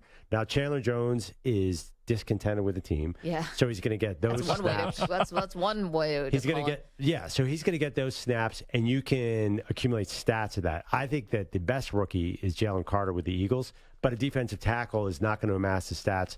Tyree Wilson looks like a man among boys. I cannot believe how strong that dude is. Okay. He just came back to camp. He's got pretty good odds. I think he's third in odds. I'm going with Tyree Wilson. Not bad, although Stu's Raiders, we'll talk about them later because this looks like a potential bottom-out situation, in which case he's not going to win the award because if the Raiders implode here, then he's not going to get the award because they're not going to be relevant enough. Now, my pick is also a team that might not be relevant, but at least there's some more positive vibes, and I think it could be Will Anderson from the Texans. I mean, he's got a super high profile coming out of college. I think he's going to stand out on that defense. It's with DeMeco Ryans. I think this could be he could have good numbers on a bad team, but he'll still stand out. Yeah, I mean, same argument could be for Tyree Wilson, though. Yeah, but I don't know about the Raiders. Yeah, but how many wins do you think the Texans are getting? Yeah, maybe 5. Maybe 5. I think you're going to have a bad team. Okay, Let's move on. By the way, I didn't love that award. I found that hard to pick. Because I feel like Devin Witherspoon, the Seahawks, is going to be great, but he's not going to get any stats. So how are you going to award this? Yeah, it could be the same as Christian Gonzalez with the Patriots. I'm not sure. Exactly. Yeah. Okay, Offensive Rookie of the Year, go. Offensive Rookie of the Year. So, listen, I was looking back. Can you name the last tight end to win this award? No. Come on. Anybody here, name the last tight end to win Offensive Rookie of the Year? Because Luke Musgrave in Green Bay is getting a lot of hype, but that is not my choice. Okay. Yeah, who was the last tight end? Never happened. I was like, Fryer? Never happened. I was like, how has no tight end never ever won the award? Anyway, Luke Musgrave's a hot topic in Green Bay, big fantasy draft pick. Rashee Rice is amazing with Kansas City, stand out, but Kansas City spreads the ball too much. That's why I'm going with another rookie receiver, Zay Flowers in Baltimore. I'm also going with Zay Flowers. You and I are alike on that one. Yes. Let's move on. This next one is the one I feel the most confident about of all my picks, and it's Coach of the Year. And let's not overthink this, guys. He's sitting there right in front of us. The Coach of the Year is going to be Dan Campbell. The Danimal, everybody loves Dan Campbell. They are all about whatever he's putting down, everyone's picking up. If the Lions make the playoffs, it's the Lions, guys. That's a huge story. Yeah. Dan Campbell's winning this award. He basically hasn't won. I put Doug Peterson down Because similar, if the Jags... We've been there, done that with Doug. I don't think Doug's won Coach of the Year. But he won a Super Bowl. Like, we know he's good. Yeah, I don't know. For the same reason. Dan Campbell seems too obvious. It's so good. It's right there. He's a heavy Vegas favorite to win. Okay, I didn't look at the odds for this. Yeah, he's a heavy odds. That's why he can't win. Because you know what? He's raised his expectations a lot. All they have to do is make the playoffs in the NFC, and he's got it. But you know what? It's usually a guy you never heard of, like Stefanski, like Kevin Stefanski, or I always think of the basketball guys who are about to get fired and win Coach of the Year. Yeah, I know. Like Budenholzer. The Dwayne Casey By the way, Award. we forgot Defensive Rookie of the Year. Of course, we left out our guy, Kansas State defensive end, Felix Anadiku Azoma, who was at the draft, and we declined to interview, and then he went in the first round. It's because he was there with Deuce Vaughn, and we knew we were interviewing Deuce. We didn't know that Felix was going to be there, but we did give him a Maggie and Perloff T-shirt. Yes, but Chris Jones being out means that Felix will get all sorts of reps and could be there, which would be so funny if he won Defensive Rookie of the Year. So I want to get that mentioned. But what do you think of Doug Peterson? You just think the expectations are not, or they're already expected to be a playoff team? So yeah, I don't think he's got the right narrative. Okay. Let's move on. Defensive Player of the Year. I bet you we have the same guy. Myles Garrett. No. Micah Parsons. Oh, yeah. Micah Parsons, again, that would be the obvious one, right? Yeah, I think because it's a narrative award, too, where they're not going to give it to Nick Bosa again. He's showing up late. TJ Watt's already got his. I feel like Micah Parsons is, arguably the best defensive player in the league. And we saw that record Nick Bosa contract. Parsons is going to blow that away next year. So I feel like it's, talking about the story, Micah Parsons is the story. It's a good one. I thought Myles Garrett because if Cleveland does make the playoffs and they kind of have this out of nowhere story, not out of nowhere, but if they have this comeback story, Deshaun Watson's not getting any awards. Like, that's not going to happen because of the shadow of all the accusations. And so who else on that team would they, reward with something to show, hey, we're glad that Cleveland is back in the mix, but we can't give the award to the quarterback because that might be distasteful. Yeah. They'll give it to Myles Garrett. Okay. Offensive Player of the Year. Okay. Offensive Player of the Year. I was tempted, I told Samter this before the show, to go MVP quarterback, different MVP Offensive Player of the Year, but that's cheating. That's just covering my bases because that never happens. It's almost always two quarterbacks. You can't do two quarterbacks. It's generally not two quarterbacks. It's been a wide receiver or a running back most of the last 10 years. Yep. So I'm going with Tyreek Hill because he's targeting 2,000 yards. He has talent. I don't know how good Miami's going to be, but I feel like Tyreek Hill is just going to eat this year, and if he gets 2,000 yards, he's a perfect candidate for this award. I also went with Tyreek Hill. I realized that I just said about, distasteful things happen. I know Tyreek Hill has got some things in his background. I don't know if that plays in, but I also put him as Offensive Player of the Year. I was tempted to go with Garrett Wilson there, but Tyreek Hill is the pick. MVP. I mean, we're here at the big one. Well, it's just a big one. I mean, I assume everyone has the same player. I assume he's a Philadelphia Eagle and plays quarterback. It's got to be Jalen Hurts. Not to me, but go ahead. Jalen Hurts would be a great narrative award here. He came close last year, got hurt at the end of the year. There's just so much support there. I think Devontae Smith's going to turn into a superstar receiver this year. He's already got A.J. Brown. Dallas Goedert could be one of the most underrated tight ends in the league, probably a top 5 tight end. The offensive line, as long as Lane Johnson's there, the offensive line is elite. All the pieces are in place. I know that he lost his offensive coordinator, but they have his quarterback coach has moved up and he's really good. I think this is setting up to be a great Jalen Hurts year. Okay. The MVP of the league is going to be Joe Burrow. Now, dealing with a calf strain, but here's what it's going to come down to. We have already kind of decided as an NFL community that Patrick Mahomes is the best quarterback in the league and that Joe Burrow is too. Now, that might change a little bit this year, but I think that's the general consensus is that Burrow is the second best quarterback in the league, and he does not have an MVP. So people are going to look around. The voters are going to look around. If he has a great season, and I expect that he's going to, and the calf doesn't bother him, it's going to be like, well, we know he's one of the best quarterbacks in the league. Might not give it to Mahomes 2 years in a row. Joe Burrow, obvious. He is so good. We all acknowledge he's this good. He'll get the award. But does he accumulate stats like some of these other guys? I mean, last year was 35-12. Year before that, it was 34-14. You're going to have a 40-plus touchdown guy. You know who I looked at? Burrow's a great choice, obviously. He's a great player. But I looked at Aaron Rodgers and Lamar Jackson, too, because I feel like Rodgers Rodgers just needs to have a typical Rodgers season, even without the team. You get the New York bump.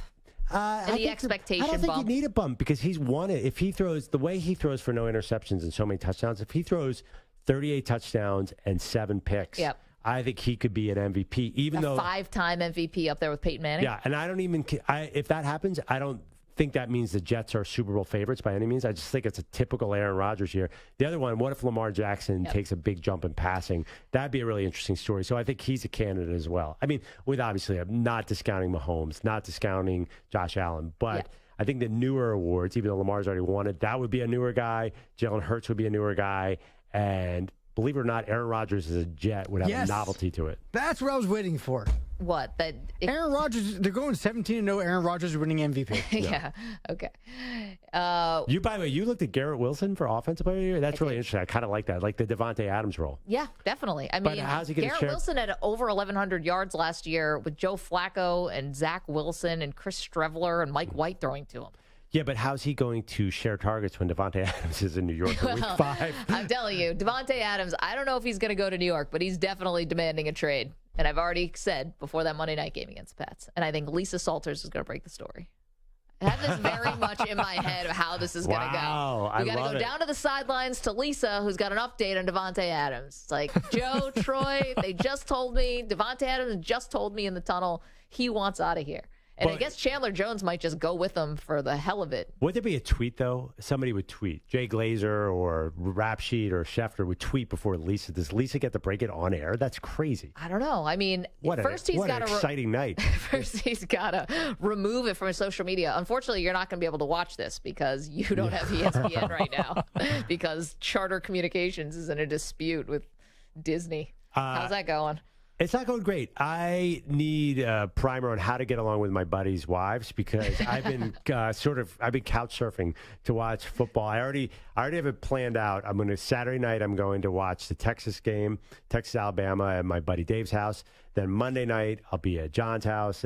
It's terrible. I have to sketch out what I'm doing here. I know, and these games go late, and now it's like going on school nights and stuff. You've got to be like, can I come watch the game on Monday and just hang at your house forever? Hey, you honey, come to my house, but we live like an hour away from each other. Right. Hey, honey, you mind if Andrew comes over?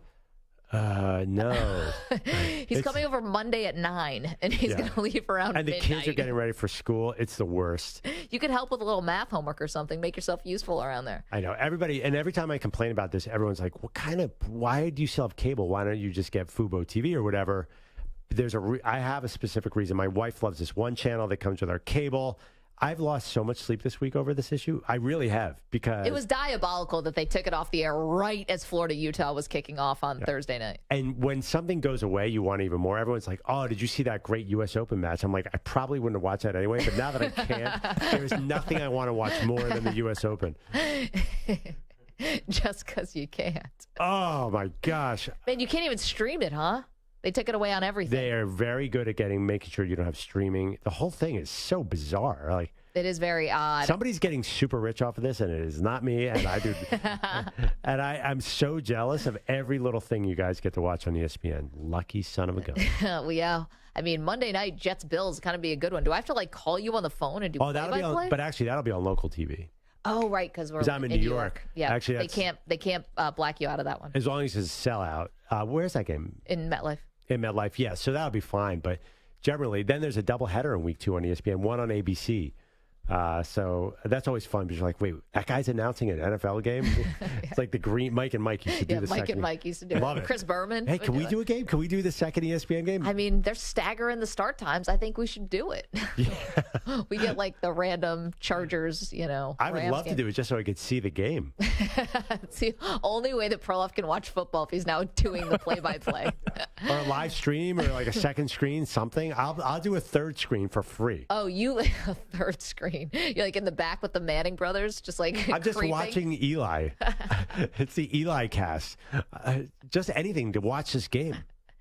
Oh my gosh! Why don't you get an illegal stream? We talk about that on the air. Ooh, no, you can't. NFL is not a fan of that. I bet. 855-212-4CBS, 855-212-4227. Okay, lot to do. We mentioned, got a lot of news for you. Emmanuel Berbari is here to get you update on the latest. Also coming up, Sean Payton shares the candid advice he gave to Russell Wilson. Man, this thing's either going to be awesome or be a total bust. There is no in-between with the Denver Broncos. We get to that after this with Emmanuel.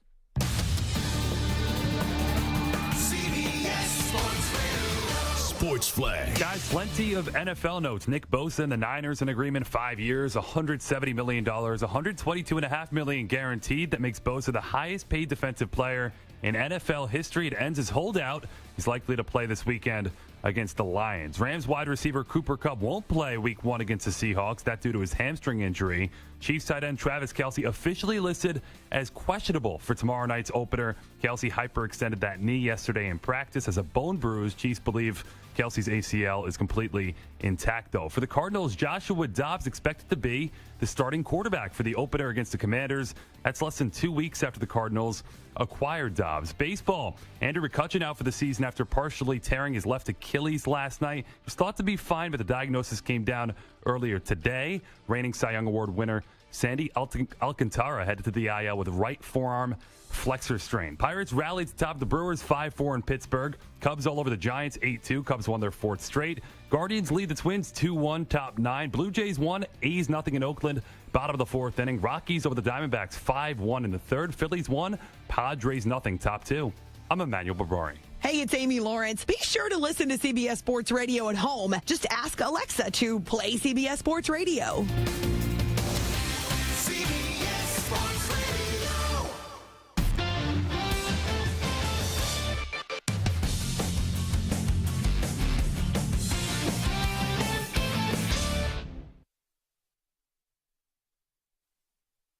You're in a 5-minute break.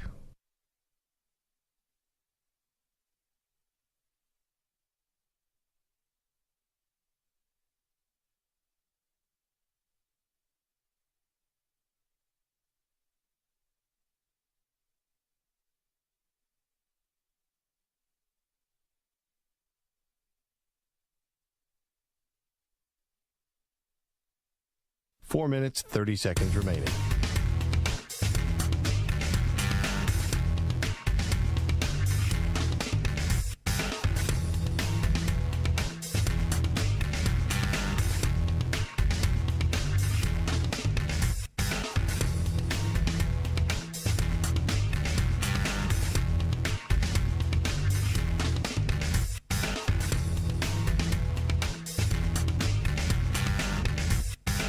Four minutes remaining.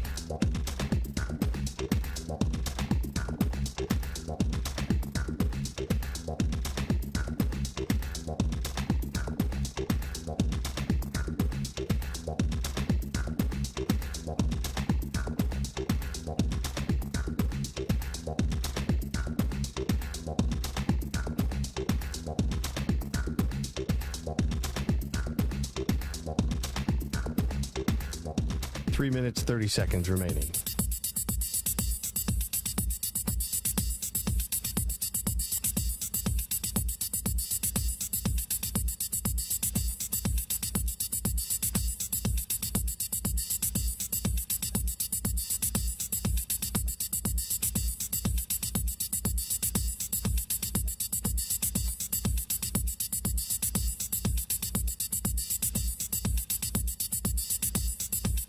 Three minutes remaining.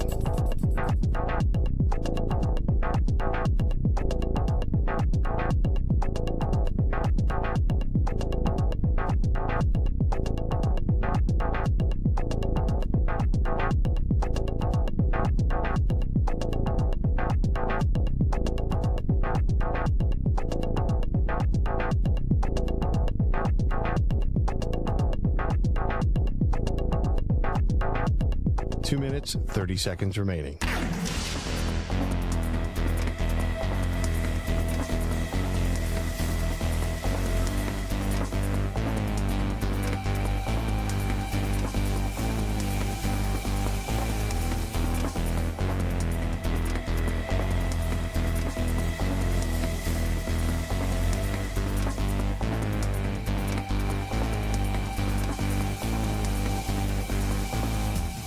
2 minutes remaining.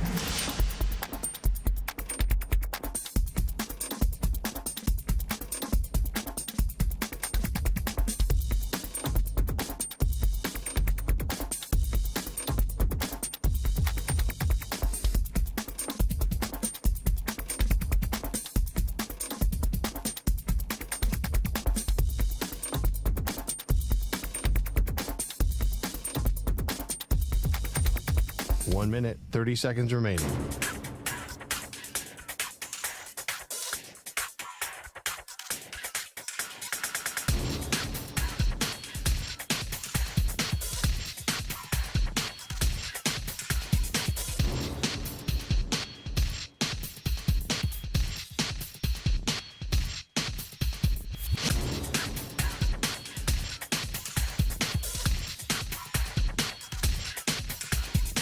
One minute remaining.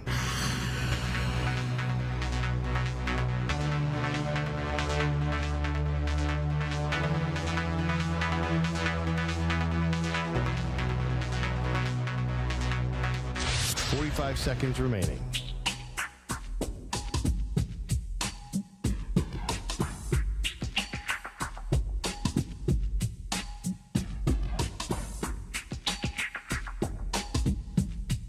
Thirty seconds remaining.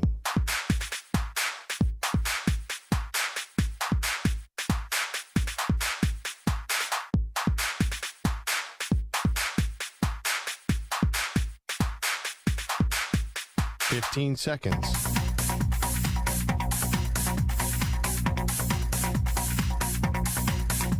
Break ends in 5 seconds.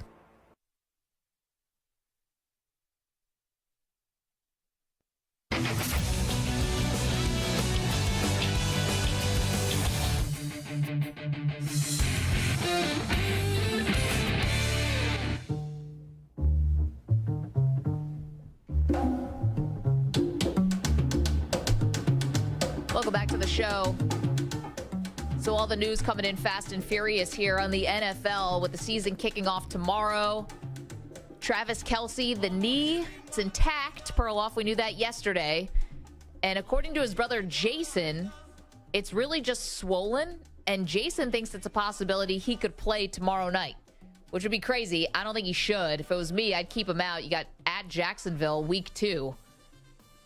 Yeah, I wouldn't mess around, but that's me. I'm conservative. You get a long rest. You get 10 days off the Thursday game. That does make a lot of sense. Yeah, it's like having a mini bye or whatever. Yeah, I understand. Logic says you sit him, but Travis Kelce doesn't miss a lot of games, and I don't know. There's a little bit of, I'm sure he wants to be out there for this national showcase coming off a Super Bowl. Of course. And listen, if we know anything about the Kansas City Chiefs medical staff, they kind of get pushed around a little bit because Mahomes was not coming out of the AFC Championship game. And we got a little more of that from the Netflix show Quarterback, where he just refused to come out, even though the doctors and Andy Reid wanted him to sit down. Anyway, Chris Jones, who's been holding out, was at a charity event this morning, said if he gets a deal done, he thinks he could play tomorrow. So we'll see about that.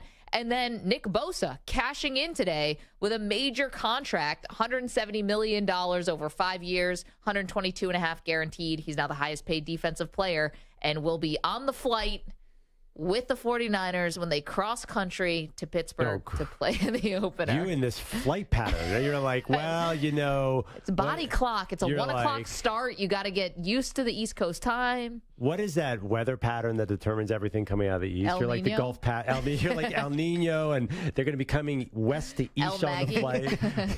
Yeah. No, you also have to explain to me on the back of a napkin how San Francisco 49ers are affording all this. Besides having a rookie quarterback, they're paying everybody $25 million. You sign up with the Niners, you get $25 million. Sign me up. Let's go to the phones. 855-212-4CBS. Ryan is our pal in Santa Barbara. Ryan.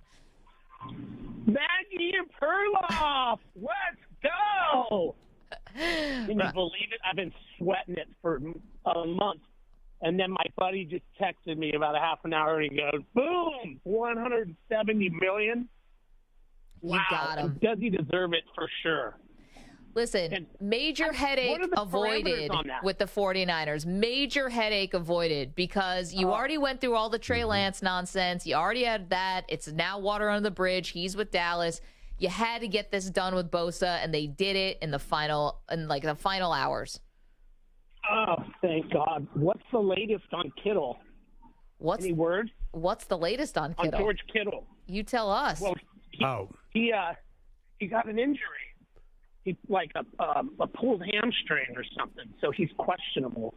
To me, I think questionable means he'll probably play. Right. But, this is the George Kittle. This is the good and the bad with Kittle. Great player, but can get hurt. Yeah. I didn't realize he's been dealing with this injury for a month. Is that right? Yep. And still, well, he must have really strained that thing.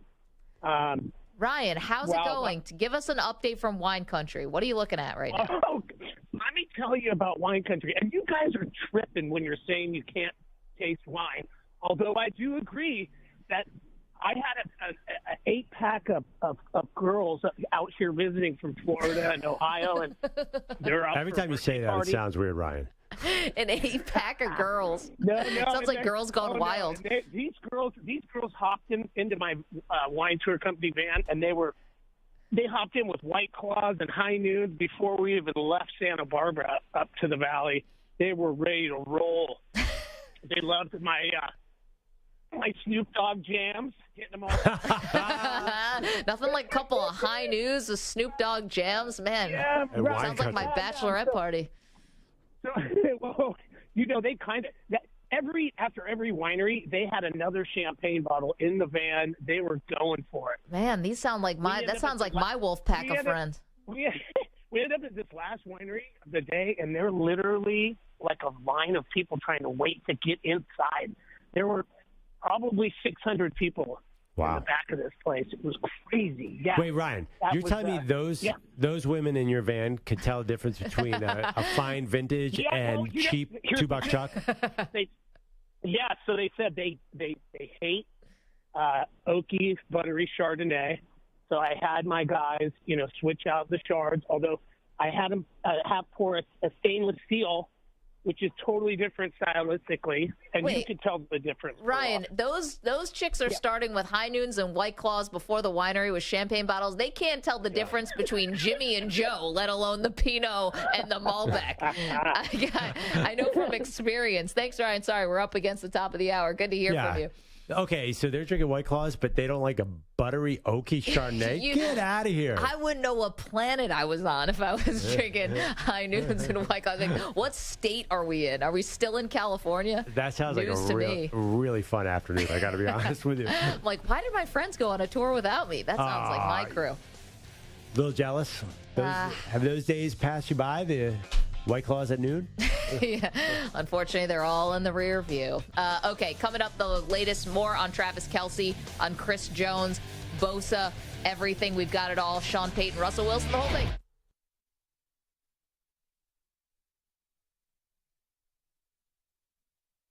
You're in a 5-minute break.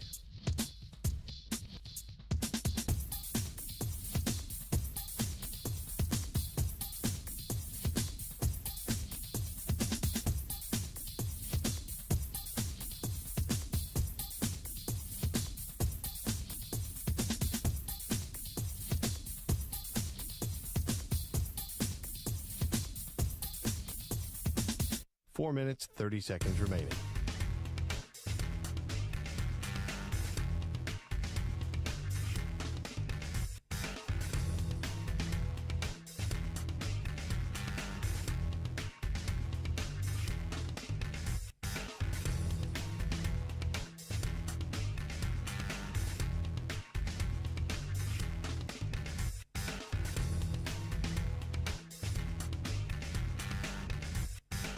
Four minutes remaining.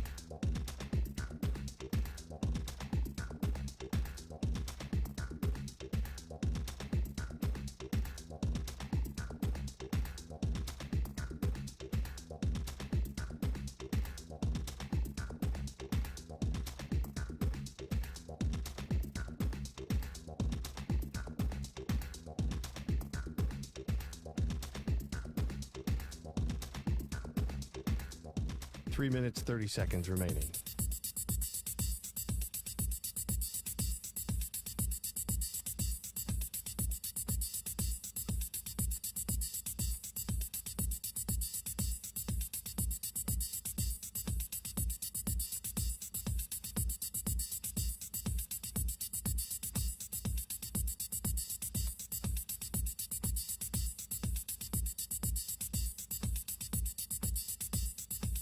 3 minutes remaining.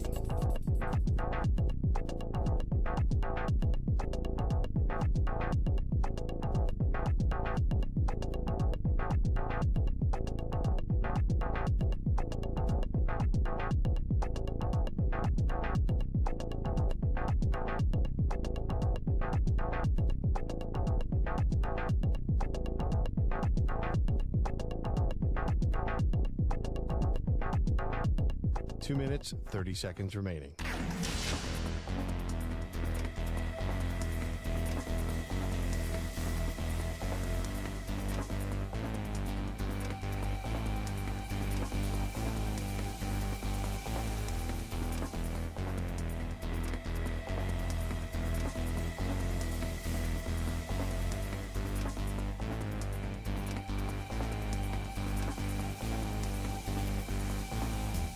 Two minutes remaining.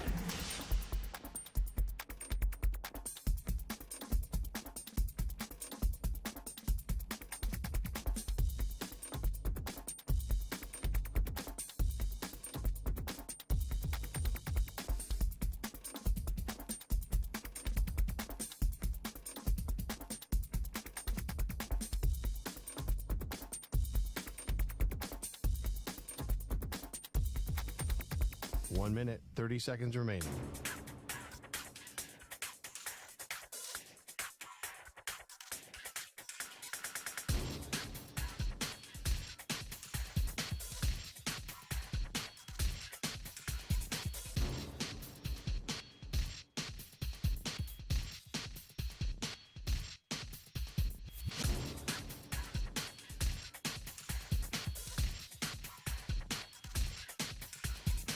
One minute remaining.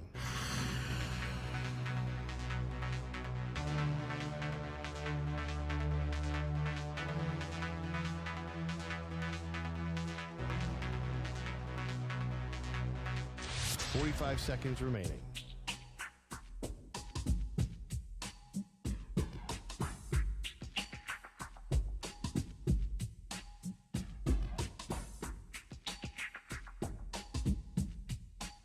Seconds remaining.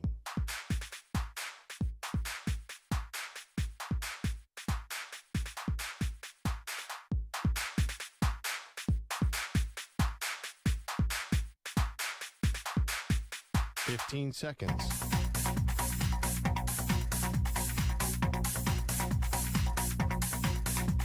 Break ends in 5 seconds.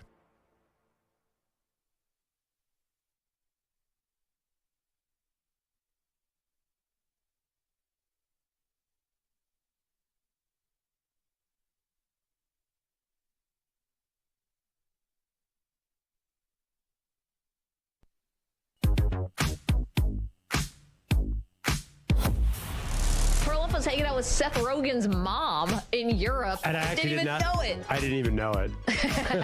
Wait, what should we email Seth Rogen's mom? Can we do this all as a show? Can we have her? Is that your Seth Rogen impersonator? You sound like Beavis and Butthead. So we have to figure out what do we want to write to Seth Rogen's mom. Let's ask Seth to come on the show and talk to the Weedham. He would be like their Pied Piper. She's going to get him to do a cameo. That's what's going to end up happening. Where are we going to pay? What a deal. Way to know people in high places. She'll get a 25% off discount. I know what the cameo would say. Hey, I heard you were on a cruise with my mom. Cool. And that costs $600. They are Maggie and Perloff on CBS Sports Radio. Welcome into the show. Maggie Gray, Andrew Perloff. Lots of news going on here before the NFL season kicks off tomorrow.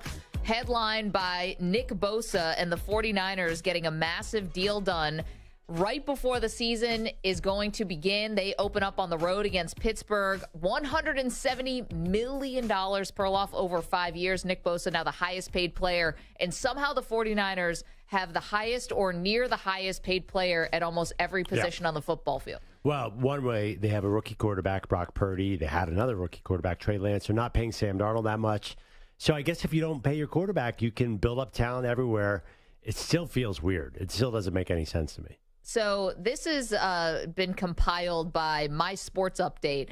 on Twitter that the 49ers have the highest paid defensive end now in Bosa, the highest paid running back in Christian McCaffrey, the highest paid fullback in Kyle Juszczyk, the third highest paid tight end in George Kittle, the third highest paid left tackle, that's Trent Williams, the third highest paid linebacker, Fred Warner, sixth highest paid defensive tackles, Javon Hargrave, and the seventh highest paid wide receiver in Deebo Samuel. And listen, it's crazy to me that they have all this talent and still at the quarterback position, there are questions and there are question marks. It's a credit to the 49ers. They're doing this thing where they're building the rest of the team out and the quarterback just has to be the point guard and distribute. But it's the most important position on the football field, yet that's the lowest paid guy on their team and everyone else is making tons of money. Yeah, I mean, here's the problem, though. There are a lot of injury-prone guys on this team. McCaffrey gets hurt. Yeah. Purdy got hurt last year. When Bosa went down in 2020, his second year, I believe, I mean, the whole season was gone in a flash. So I'm looking at my Super Bowl picks, and of course, you have to consider the Niners. They've been in the conference title game 3 of the last 4 years. I just worry that they're paying all these guys, but there is no guarantee they're going to play all season. As for other updates, so that's the 49ers side of things. As for other updates, Travis Kelce, so dealing with like a bone bruise now with a little bit of swelling. His brother, Jason Kelce, was on 94 WIP, gave an update for us. I know he's got some swelling going on, but it sounds like as long as they can get that down, he's going to have a chance to go. Ligaments and everything are intact structurally from what we know right now. His knee's fine. I think he's going to be good to go. I really do. So that's some positive optimism from Jason Kelce. But as for Travis, I wouldn't play him if I were the Chiefs. Yep. I know you want to beat the Lions and you want to win every game, obviously, but you're at Jacksonville in week 2. The AFC is going to come down to like every tiebreaker under the sun. I'd rather save him for an AFC contest and quite frankly, long season here. You get the Jacksonville and then you're playing the Bears. Like, give them a minute to get healthy, and I think they'd be better off, but that's just me. I mean, it's crazy how much he's played. 17 games, 16 games, 15, 16, 16, 15, 3 more 16s. He's missed, I can't remember, when they go to 17 games. Was it 2 years ago or last year? Last year. Last year. So he's missed 2 games in his NFL career. Yeah, Kelsey's been amazingly durable. Yeah, I don't think, and because of that, I think he's going to play. And also, too, the guy likes the spotlight. The Lions aren't tackling anybody. What's your concern here? It really is. They really are more of an offensive team. And then Chris Jones, who has been holding out all training camp, says, quote, he wants a raise, that's all, at a charity event this morning for Kansas City, and said he could play tomorrow if he got the contract today. Now, I believe he's on the 4th year of an $80 million 4-year deal, about $20 million per. So what does that mean? Does that mean I want to become the 3rd highest paid defensive player in the league and some gigantic deal? As we know, there's no just give a raise in the NFL. No, I mean, he's 29 years old, so it's different than Bosa, who's, 24? We did this the other day. Bosa's super young, 25? 25. So they're in it's a different type of math, but he's probably looking for not to be the highest, but maybe close. Yeah, I mean, Aaron Donald at that age got a crazy number. Aaron Donald's a little bit better, but Chris Jones is not far behind. He could have won Defensive Player. Coming off a Super Bowl. Yeah, he could have won Defensive Player of the Year last year. He's so important to that team. He kind of has him over the barrel. I'm worried about the Chiefs, Maggie.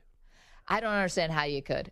How much more evidence do you need with Kansas City that they're going to be okay? This is great news for them today. The fact that Kelsey's knee isn't totally ripped up and the fact that Chris Jones is like showing up at charity events and saying he can play, as soon as the contract gets done, like that's all trending in the right direction. What is he going to be? It's going to be the second quarter. He's going to be like, we're really close. I'm going to be there by the 3rd quarter if we sign it.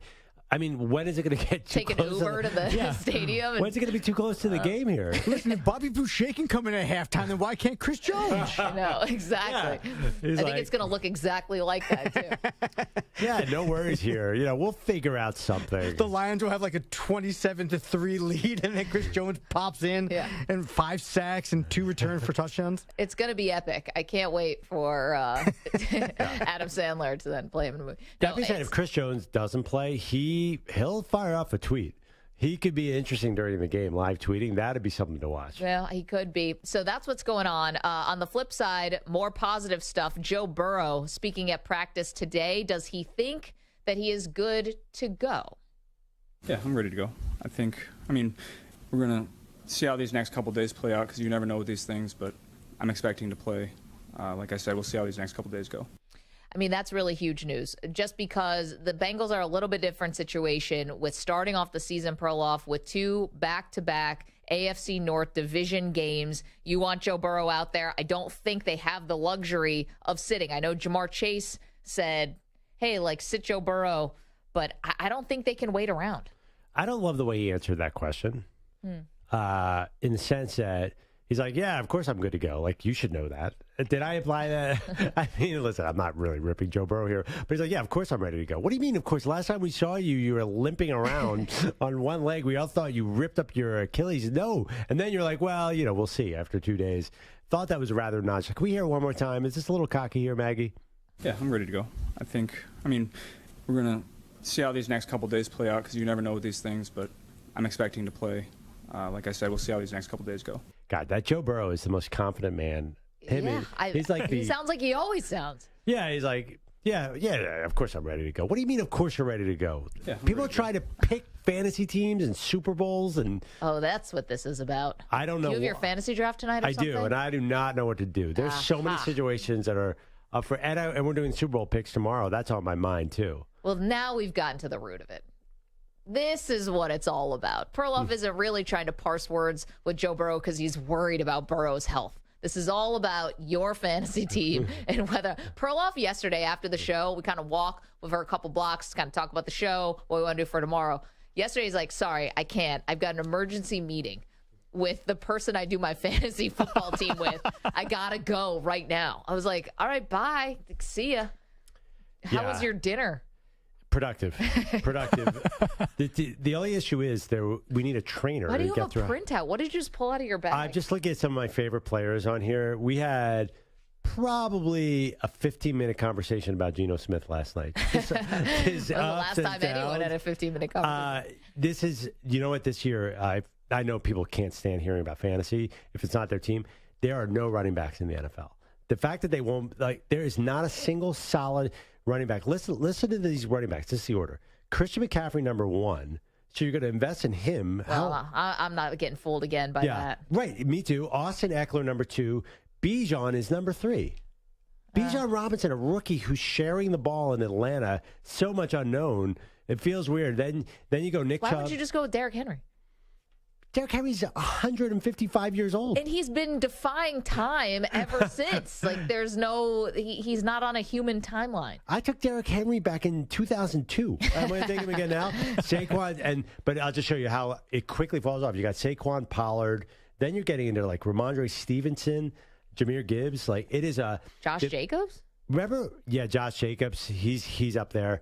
It just used to be you draft a fantasy football team, you put all your eggs in the running back basket. But the NFL has said, no, we don't really care about wide receivers now. It's wide receivers. The running back situations are so fluid. Ramondre Stevenson looks great now, but that Bill Belichick, he could be into somebody else by week 8. Yeah, he doesn't play favorites. No. At all. And your Bills, people are really excited about James Cook in Buffalo. But what's going to happen. I mean, no, seriously. People are picking really high. No, I know. Putting a lot of auction money into him. And I'm telling people that's ridiculous. It's like when someone tells you who they are, you got to believe them. Who said that, Maya Angelou? When someone shows you who they are, you got to believe them. The Bills don't run the ball. They're not going to run the ball. Well, who am I going to take then, Maggie? Just who am I going to take? Listen, this is your problem. You ditched me last night to go to this all-important dinner. Enjoy it. All right. Well, anyway, we have Rashad White and Alexander Madison penciled. If anyone in my league is listening, you better get them before I get to them. Okay, this was interesting. So that's a lot of the NFL stuff that's going on. Sprinkle in other news. Cooper Kupp's not going to play week 1. Okay, didn't think that was going to happen.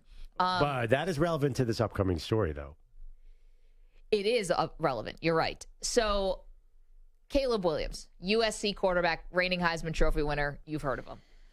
Caleb Williams told us, Perloff, when we talked to him before during Pac-12 Media Days, that he and said this to some other people as well, that he really hadn't decided yet whether or not he was going to go pro. And we thought that was like lip service. Like, hey, that's what he should say. USC has a whole season in front of them. You don't want to be accused of overlooking the season and just be so focused on the NFL. Well, now his father Caleb Williams' dad has come out with some interesting comments that he said to GQ magazine, doing a big profile on Caleb Williams. And he said, you never know how funky the NFL draft could be. And the fact is, I'm paraphrasing here, that the worst team in the worst situation ends up getting the top pick. And he said, if it's not a great situation, then maybe he wouldn't go pro. And maybe he would go back to USC. And that feels a little bit, I guess, like more of a real threat when it's the son and the father kind of both saying it. Now, here's where I fall on this Caleb Williams thing.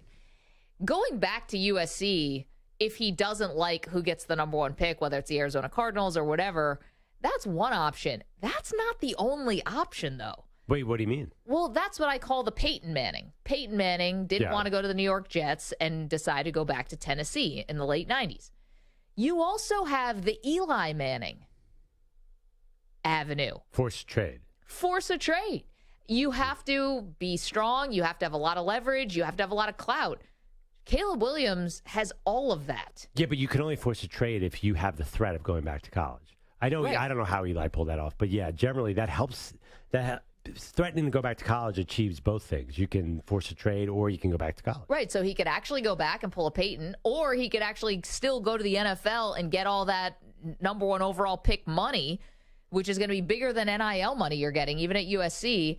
And you can have your cake and eat it too. And Caleb Williams is one of those guys that could do it. So if you are Arizona, or who else is going to be raced to the bottom, there's going to be a lot of potential contenders here. Well, not really, though, because 3 of them took a quarterback this year. You have to assume, unless something really unexpected happens, Carolina's going to be out with Bryce Young. Houston's going to be out with C.J. Stroud. And hopefully Indianapolis is going to be out with Anthony Richardson. Yeah. So that takes out 3 bottom feeders. Then you got Arizona, who I think this is all about Arizona.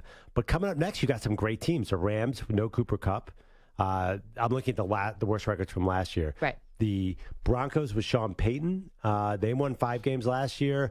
The Raiders, the Bucks, a lot of warm weather teams who have open coaching spots, or I don't know. Feels like it's really the Cardinals. Who else really scares you if you're a player? I mean, listen, I'm not going to lie. The Raiders don't seem like they're in really great shakes right now. Stu, I'm sorry about that. Play in Vegas? I'd love to play in Vegas. It's not about that. You get to pick a whole new coach?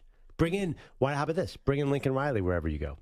Okay, but are you sure he's going to want to go? What happened? What happened to the last? Lane Kiffin went to the Raiders too, and it didn't work out. Yeah, but this is a Raiders that's in one of the nicest stadiums in the league. It is in the sports mecca of the country right now. Tom Brady's a partial owner. This Raiders team looks pretty good. I know. Then why don't they have their what together? Because they have a new management. They're still unburying the Mike Mayock, John Gruden era, right? Okay. They need a little time. They're just still trying to cleanse the palate from yeah, it has. Gruden?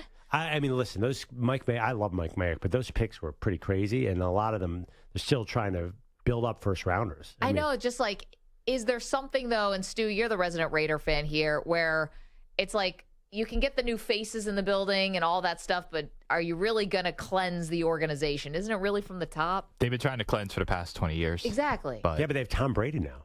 Yeah, but what's he doing? Tom Brady's also on the board now of, Delta. Yeah. Brady is doing a lot of things. Well, He's dating Arena Shake. He was there at the game, the last game.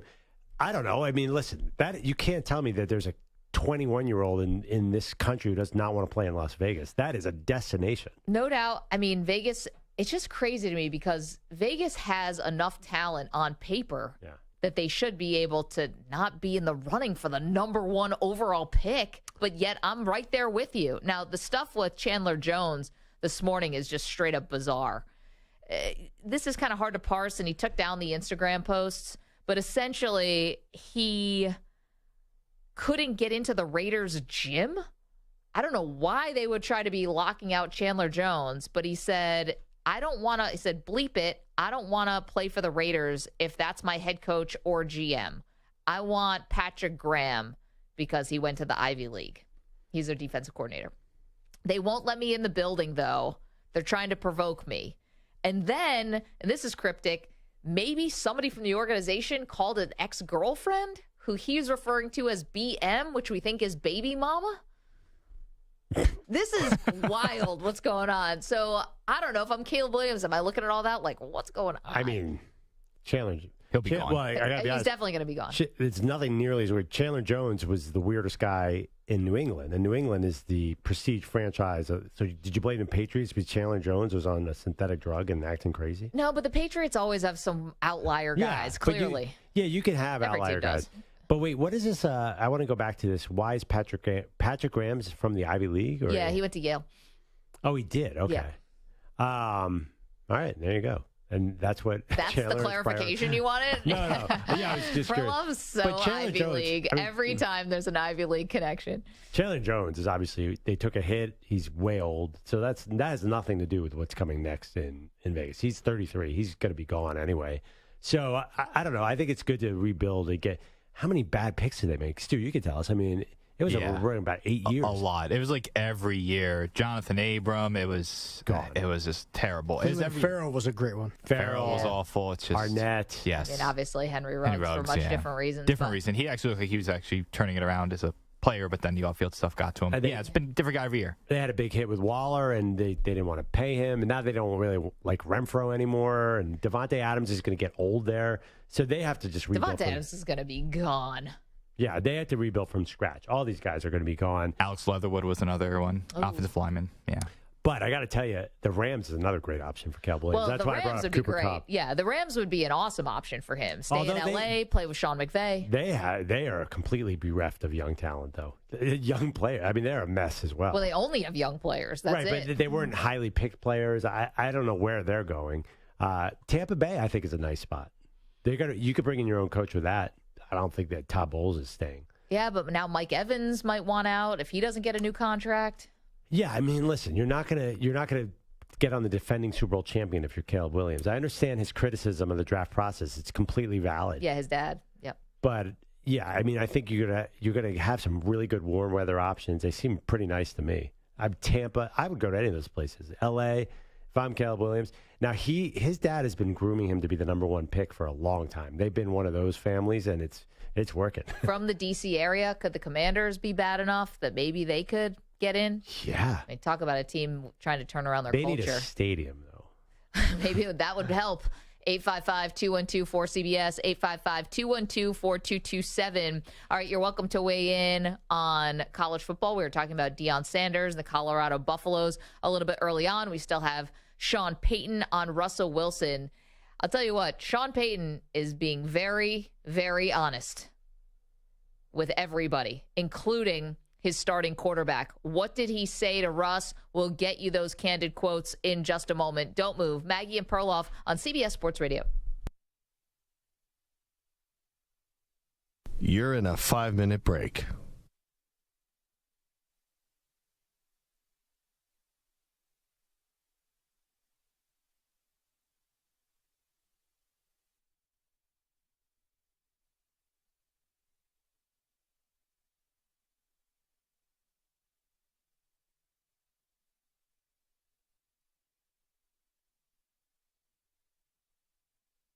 Four minutes, 30 seconds remaining.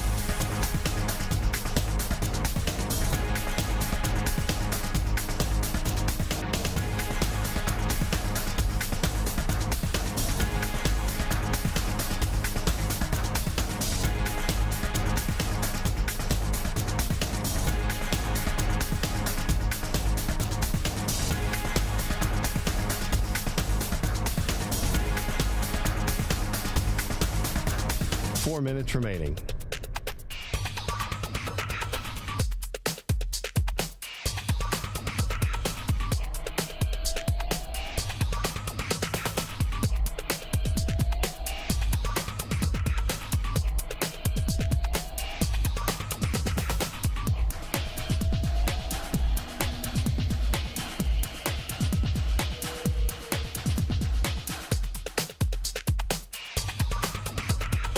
Minutes, 30 seconds remaining.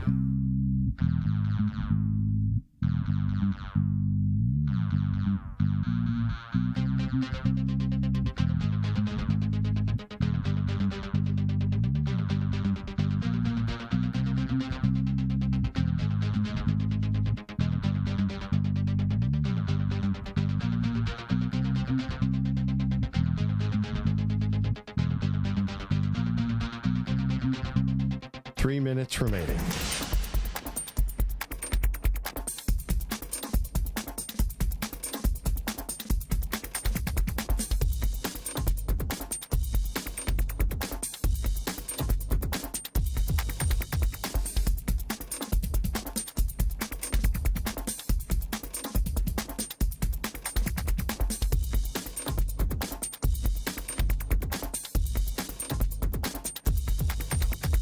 Two minutes, 30 seconds remaining.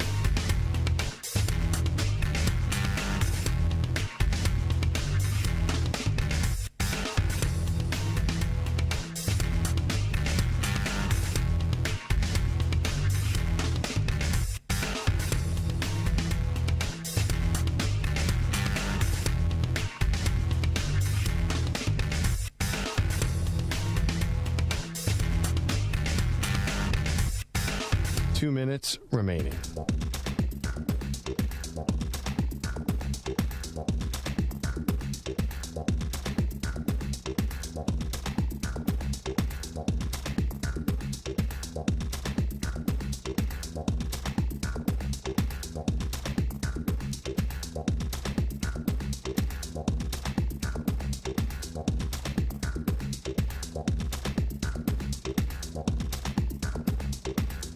One minute, 30 seconds remaining.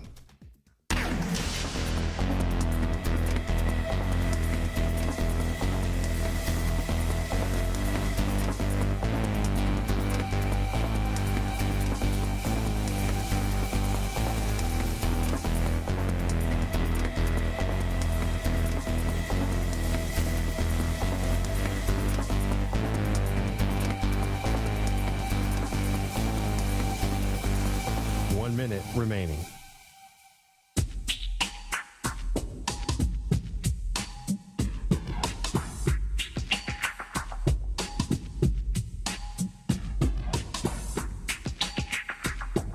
$45 seconds remaining.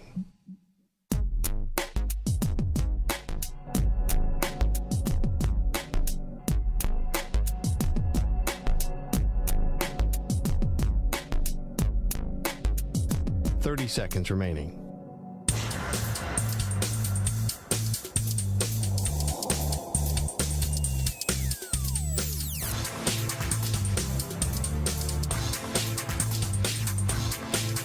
$15 seconds.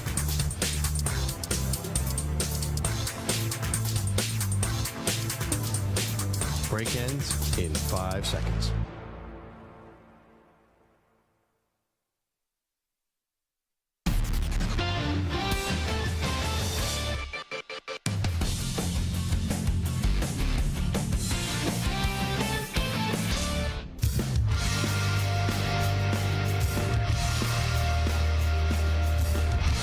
Time to answer our Ask the Pros question of the day, brought to you by O'Reilly Auto Parts. Today's question comes from Bill in Raleigh. Did you see what Riley Leonard's mom sends him before every Duke game?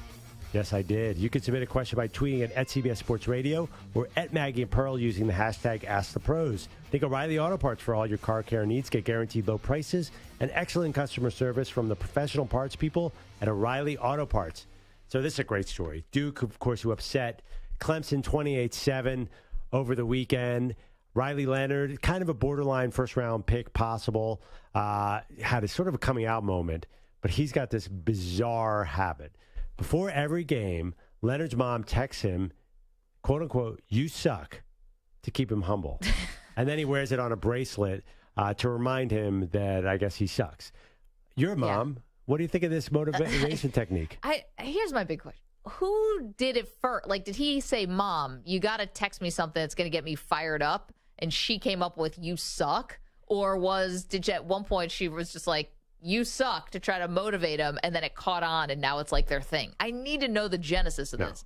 I can't. I've never met a mother who would say that. Of course not. I mean, it doesn't exist. It'd be child abuse if you're, to tell your kid they suck. As the mom. A dad could do that. Like, the great Santini kind of dad. I don't know if you've ever seen that movie. Robert Duvall is like this tough dad. There are dads who give tough love to toughen up their kids. But that's why mom's got to be there to, kind of soften the blow a little bit. Yeah, this is ridiculous.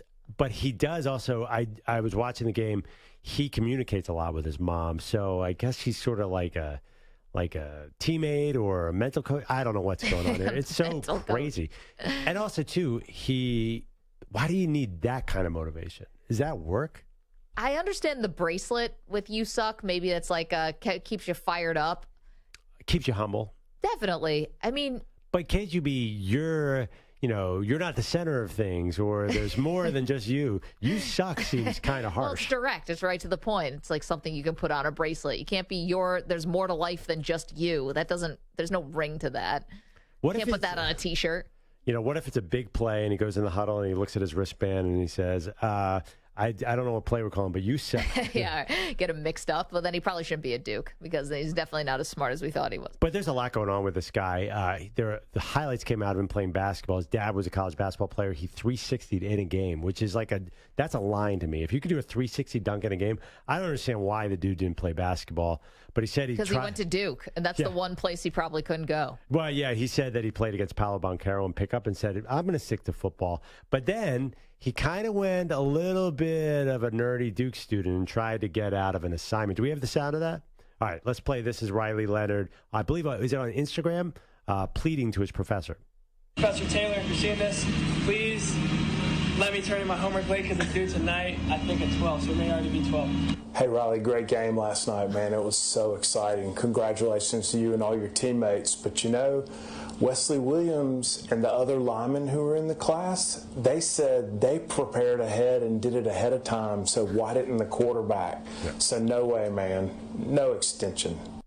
Wow. And that's why Duke will never win a national title in football. That's not going to get any W's. No, you can't have professors treating the starting quarterback like that. That is not a recipe to get to the college football playoff. Yeah, that is Come on, no professor. Extension. What is it? Taylor, get with the program, dude.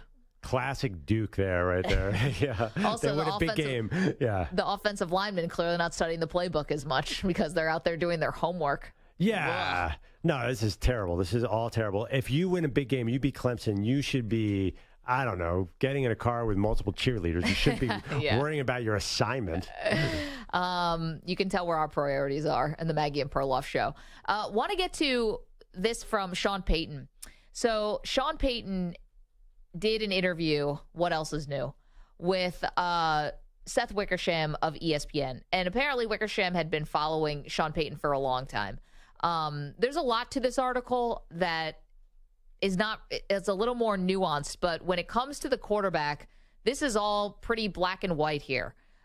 According to the article, Sean Payton told Russell Wilson that to salvage his career, he needed to focus less on Russell Inc. Quote, will you bleeping stop kissing all the babies? You're not running for public office. Now, that's going to be harsh probably to Russell Wilson. Maybe it's what he needs to hear. But Russell Wilson clearly sees himself as more than just a quarterback, right? He likes being a pillar of the community. He likes being more than just an NFL quarterback. Oh, see, I didn't read that as harsh because the one thing that Russell really gets to Russell Wilson is saying you are not good anymore. Right. So this is saying it's like, he needs Riley Leonard's mom to give a text. I read that as, hey, you're still a great quarterback. You just have you're just too worried about the wrong things right now. Because I think most people think that Russell's lost his skill set. And I think Sean Payton's saying, hey, you can fix this. You just got to get your priorities right. So I don't think Russell would take offense to that. Do you think that would really bother him? I think it would because I think he cares a lot about his image. I think he cares a lot about how he's viewed and seen by people. And I think he probably puts a lot of effort, maybe not in the season because he's playing football, but I think he puts a lot of effort into being this guy, like a role model for kids and stuff like that. I think that means something to him. I think it meant a lot more to him when he was playing well. I think not playing well colors everything for him. I don't think he cares. If he's not performing on the field, I don't think he cares about that other stuff. I think he's embarrassed by last year. Well, apparently he's 15 pounds thinner now. We'll see what happens. But to me, there's only two ways this goes. It either Russell Wilson and Sean Payton are totally on the same page, understand each other, and this is like making sweet, beautiful music together, or totally implode, and Russell Wilson is not on the team next year or even before that. Like, I just don't see the middle where, like, they kind of get along. Like, Sean Payton is too big of a personality, and by reading this article, which I thought was really illuminating, Sean Payton sometimes deliberately goes towards the landmines. He's not afraid to mix it up with people. He's not going to hold back anything. He's not going to play diplomat as head coach. He has no interest in that. And a year away doing broadcasting did not change that at all. And that's sort of what the article is about. How I think he wanted the year away to sort of change who he was and make him, not get so focused on things he can't control and stuff like that. And it did nothing. He's still the same obsessive guy. But did Sean Payton have a million years in New Orleans where he was just 8-8? I feel like he's not 7-9. He's not afraid of an 8-8 season. So I think I see them being 8-9, 9-8. Now, what is it? So which is that? Well, I guess that means. Do you think that means Russell Wilson is still the quarterback of the future? If they're 8-9? Well, in a perfect world for the Broncos, no. But I feel like that cap hit there might be a gray area. So I kind of disagree with you on the. There's no middle ground. Yeah, but I'm curious to see who was right, you or me, to how that plays out. Because you're right, they could easily be great success or total failure. But what if they get stuck in limbo where they're 9-8 and they have this huge cap hit, and then they have to figure out a way to make it work? Well, I think that's not going to sit well with Sean Payton either, because another part of this article, which I'm surprised is not getting a little bit more publicity, is him really talking about his legacy and how much he wants to be in the Hall of Fame. And he acknowledges, he's like, listen, Mike Shanahan, Mike Holmgren, there are guys who have much more accolades than me who still aren't in, but he wants to be in. And so what is that? That means you need another Lombardi. Minimum. Guys with one Super Bowl ring don't get in usually. Marv Levy has none. I know, but I think one Super Bowl ring. Always got to go to the Bill stuff. It's like a reflex with you. No, Tony Dungy, I get it, but it's well, maybe Dungy was a little different, but I think was the first African American coach to win. Yeah, but it's just other things. But I think that he believes that there's a lot of one Super Bowl coaches out there who are not in the Hall of Fame. Okay, yeah, it's interesting. He's not that old. I can't believe he's talking about this. Yep. It's funny. If you ask me back of the envelope, is Sean Payton in a Hall of Famer? I would say not yet. No, I don't think. And I think he knows that. Yeah. The one thing, though, he did stick with Drew Brees for about 3 years and didn't want to. I mean, he might talk a tough game, but is he really going to step up and do all this? I don't know. If it goes badly in Denver, does he openly rip Russell Wilson? Well, I mean, it's Sean Payton, so yeah, you never know. The answer is yes. Yeah, I mean, how many lattes has he had? If he drank 2 coffees, all of a sudden he's going to, burn the place to the ground. But I think that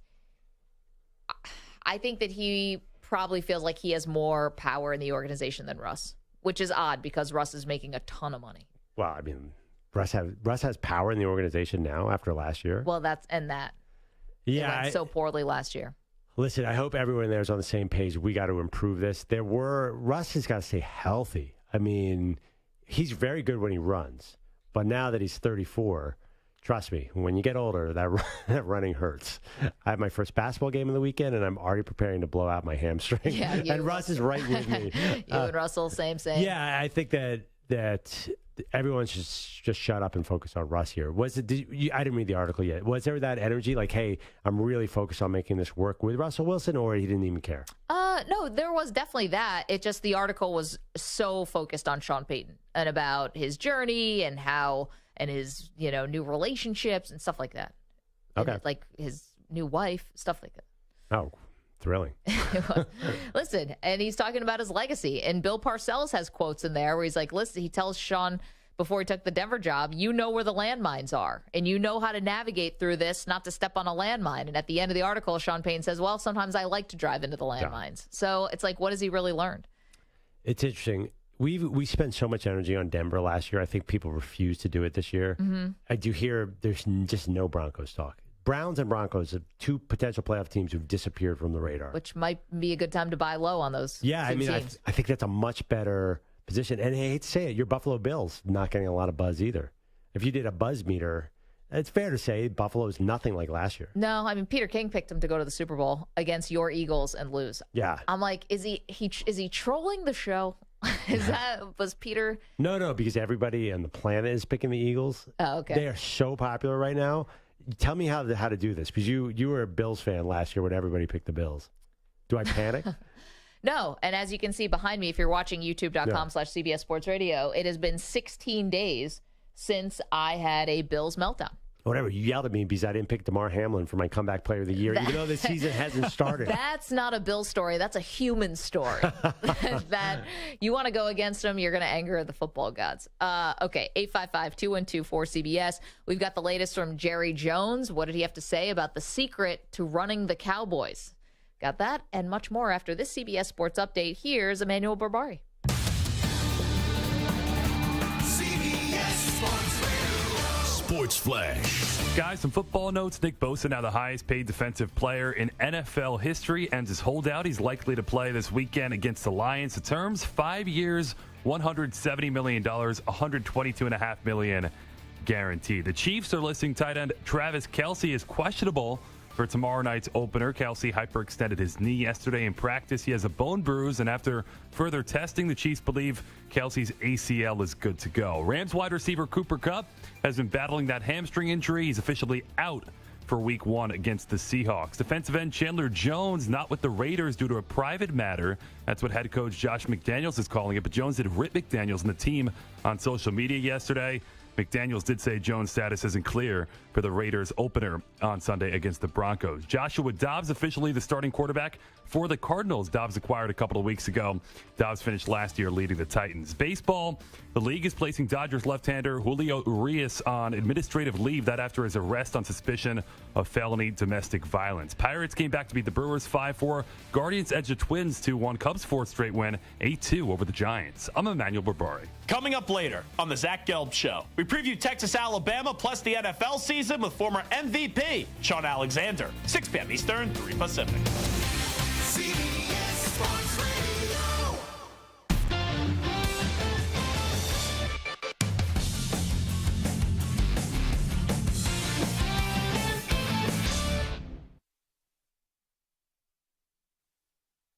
You're in a 5-minute break.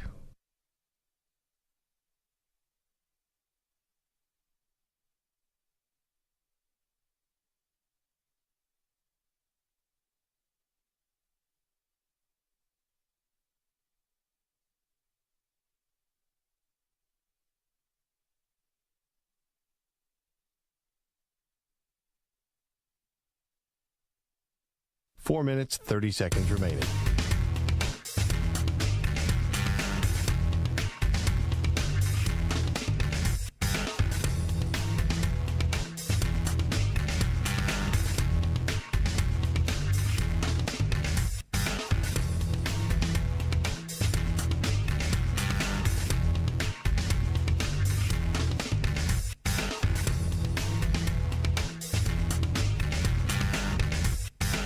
Four minutes remaining.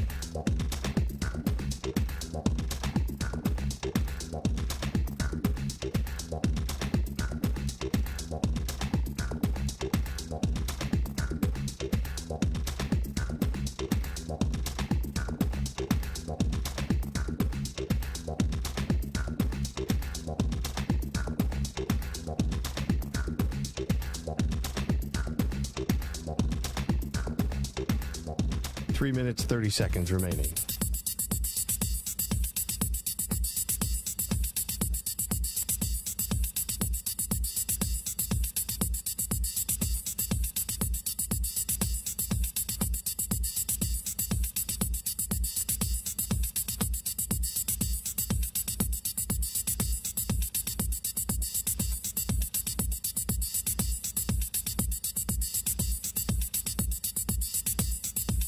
Three minutes remaining.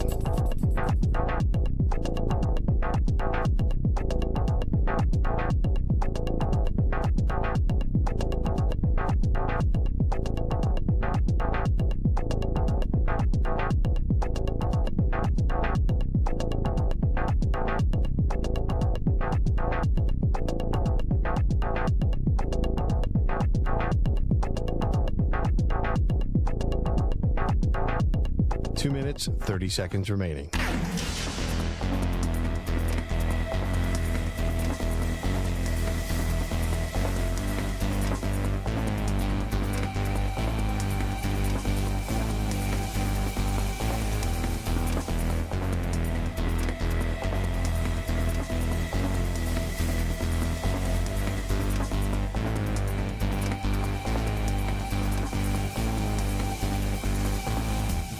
2 minutes remaining.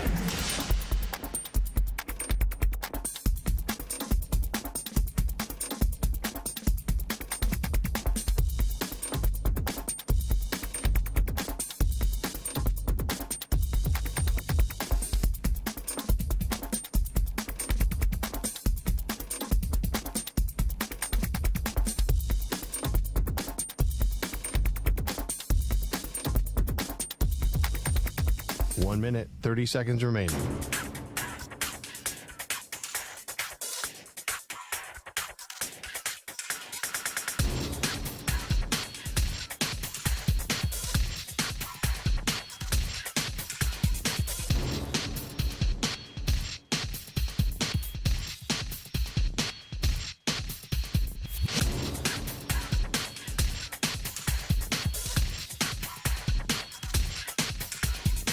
One minute remaining.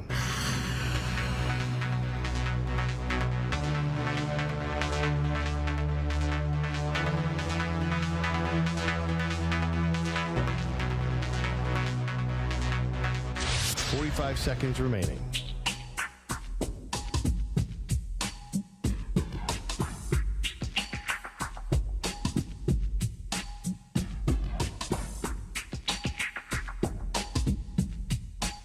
Seconds remaining.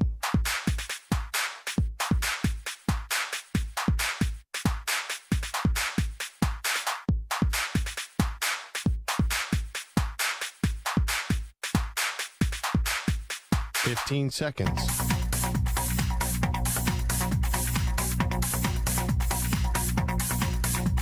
Break ends in 5 seconds.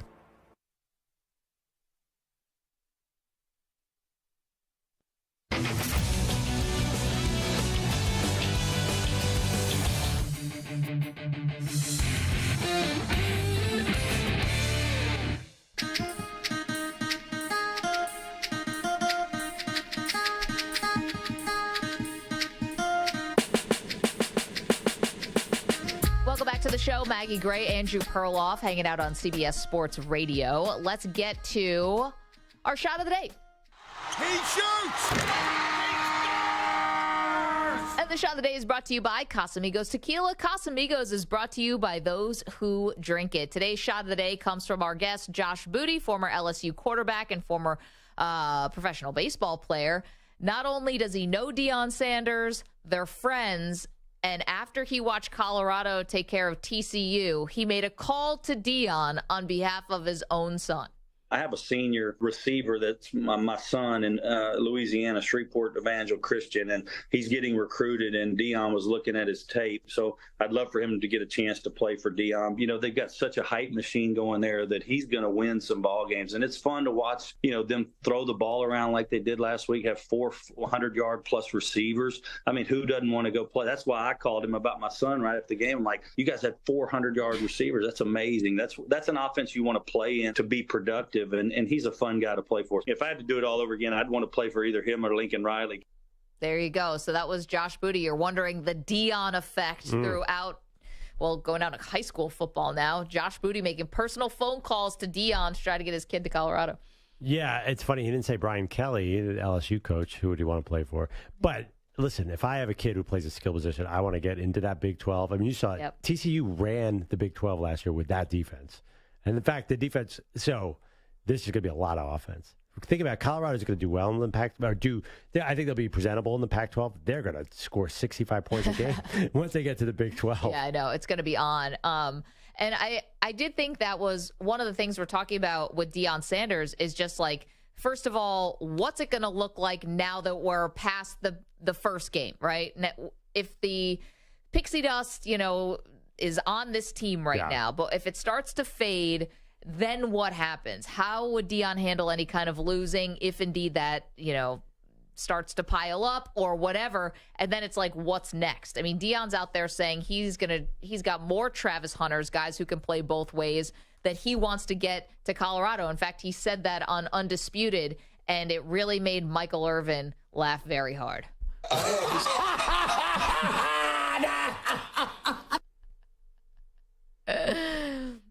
Yeah, let's play the whole thing. And guess what? It's a few more Travis Hunters out there watching right now that I'm going to recruit while I have this. Who else going to let you play both ways but Coach Brad? Hey, I tell you, it ain't hard to find. It ain't hard to find. Man, I would love to hang out with Michael Irvin. I would feel like the funniest person on the earth. I mean, he really was laughing hard, and that wasn't that good of a joke from Deion. No. And that feels like a real laugh, too. It doesn't feel like a fake laugh. But what's he laughing at? I don't totally understand. About how Deion's going to recruit more two-way players? And if you watch like the whole interview, like there's a lot of back and forth and them joking like and laughing. Love. Yeah, so it's all kind of like a back and forth laugh fest between the two of them. So this was just part of a longer joke that was the whole interview. Telling you, that sounds like a haunted house. It would scare all the neighbors' kids. I thought this was also funny from Deion was asked if Colorado's win over TCU was the most satisfying win of his career. Is it possible that was the most satisfying win you've ever been a part of? No. Playmaker got me a Super Bowl ring.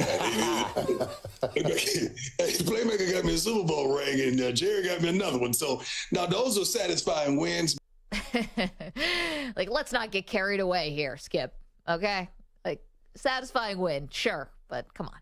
Got Super Bowl rings. What are we doing here? We're playing undisputed clips. This is all heading south. What do you mean? Well, I mean, listen, I don't have ESPN. I watched an hour of Undisputed. It was 30 minutes of LeBron, 30 minutes of Deion. Is this what the future holds for? I don't understand how they're doing LeBron topics I have no. They led with LeBron the other day about how Rich Paul said LeBron has more scrutiny than MJ. That was 40 minutes of that discussion. What? Who cares? It's the middle of September. It's unbelievable. But then they everyone's glomming onto this Deion story. And it's the biggest story in sports right now. I'll get out of here. The NFL season, the mighty monster that is NFL starts tomorrow. Doesn't matter to Deion. Deion, no way. Because Deion transcends because he was a former NFL star too. So like you can't hit all of it with Deion. You're saying it's the number one story in sports right now? Yes. Absolutely. And not even close. Oh, man. Wait till the juggernaut starts tomorrow. It is just going to roll over all you guys. Well, listen, if Travis Kelce really does sit out the season opener, maybe, but Do you realize, like, Aaron Rodgers plays the Bills on Sunday? You realize that Dak Prescott trying to throw less than 10 interceptions starts on Sunday? Yeah. On Sunday night. You know how many people are going to tune in for that? Yeah, no. On Sunday, that might be, Monday, those might be the biggest stories. Right now, it's Deion. So, but you're saying like this is going to last a month where Deion's going to be the biggest story in sports. I think it's going to last if they keep winning. If they keep if they beat Nebraska, it's going to be huge. Listen, you got Oregon and USC waiting for you at the end of the month. Like, the odds are that this thing might come off the rails a little bit, but that's why we want to tune in, because I want to see how far they can take it. Do you believe in that? Let's get to our Cowboys quickie. Sorry, I sprung that on you, Stu.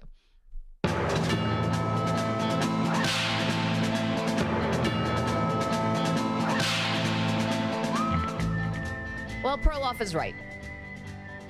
You do have Cowboys football, Cowboys against the Giants, Sunday Night Football coming up in mere days. Jerry Jones was on 105.3 The Fan in Dallas, and he was asked about the criticism that's come of the Trey Lance trade. The way we're structured gets a lot of criticism. Unquestionably, it does. But it lets us do a trade like we did the other day on Lance, because I didn't have to fool around. I can make that trade in 5 minutes. And the reason I can is because I have all the information right at my fingertips. So there you go. Confirming Cowboys fans' worst suspicions that Jerry Jones has the information and that he's the guy making the decisions. I think, Perloff, we thought that perhaps Jerry could be talked out of things every now and then, famously the Johnny Manziel. Yep. But to be honest, I think he's still making decisions just as much as he ever did. That's your Cowboy Quickie. The drafts don't seem like Jerry has much to say in them anymore, right? Jerry's taking Mazzie Smith at 26 out of Michigan. What? Get out of here. Oh, when you put it like that. But, I mean, he's sitting right there, right in the middle of that horseshoe-shaped table. Yeah.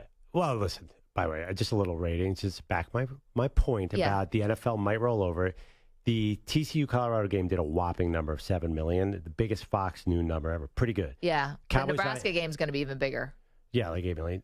Cowboys-Giants last year did 42 million. Yeah, it's nuts. No, I know. I understand the NFL is undefeated, but that is people tuning into the games, and on Monday we'll talk about that. But if Deion keeps winning, he's going to keep being the story. Why are you fighting it? You got to go with it. You got to get on board. Because Undisputed is making it like their thing, too. Wow. And that my radar said Undisputed is a Skip Bayless show. I mean, I'm trained to go against all that. I mean, come on, you know what I mean. Well, that's fine because we probably have more listeners than they have viewers. Big Dave's with me. Big Dave call in every day, and him and I will rail against. And by the way, just the fact that it is bothering me shows that it's interesting. If it was just a boring story that I thought anyone was overplaying, then it wouldn't be interesting. But the fact that it's just driving me nuts that everyone is jumping on Deion after one game. I don't understand why you're not jumping on after one game. You're Mr. Bandwagon himself. Like, you live to jump on a bandwagon. Here comes the perfect bandwagon for you to jump on, and you're like, pass. He's also Mr. Against the Green. I like to go to early bandwagons. I don't like the most obvious bandwagon. And the other thing, too, it's one of these bandwagons. 50,000 people jumped on Saturday. I'm sure 48,000 will jump off their first loss because this is a shaky bandwagon. I would just like to point out that, I'm sorry, how did you put that? That you like to jump on bandwagons that people don't know about or that you want to get there early? Right. Yeah. Like everyone knows. I mean, I'm a lifelong Riley Leonard fan. Yes. Yeah. Can we just point out some of the bandwagons that Perloff has jumped on since we started the show? Alabama. No, that little upstart. Yeah, North Carolina Tar Heels. What? Yeah, he's now wearing the hat. You jumped on the Milwaukee Bucks in Giannis's second MVP season.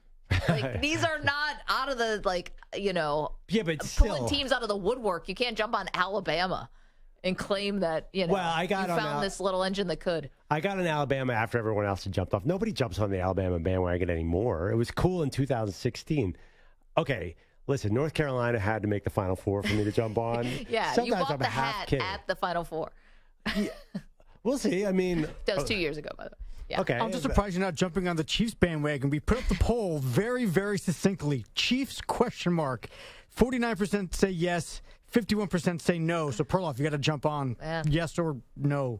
I'll tell you what. A couple bandwagons. It's the best poll we've ever had. Of course, I'm a lifelong Chiefs fan. But here's the issue. Yeah. I cannot jump on Colorado, and I cannot jump on Aaron Rodgers and the Jets, although I secretly want to. Both of them. You're just going to be sitting there on the sidelines where all the rest of us are going to be partying with Deion in Colorado. Oh, wait till this. First of all, they're probably going to beat Nebraska. It's going to be so boring. It's going to be 16-12. And everyone's like, wait, what are we so excited about? Thank you to Mike Samter, to Stu Kovacs. Thank you to Josh Booty, who joined us earlier. Thank you to the Weedos and the Purple Drinkers. I'll let you know how the air fryer goes tomorrow. We'll see you then. Peace.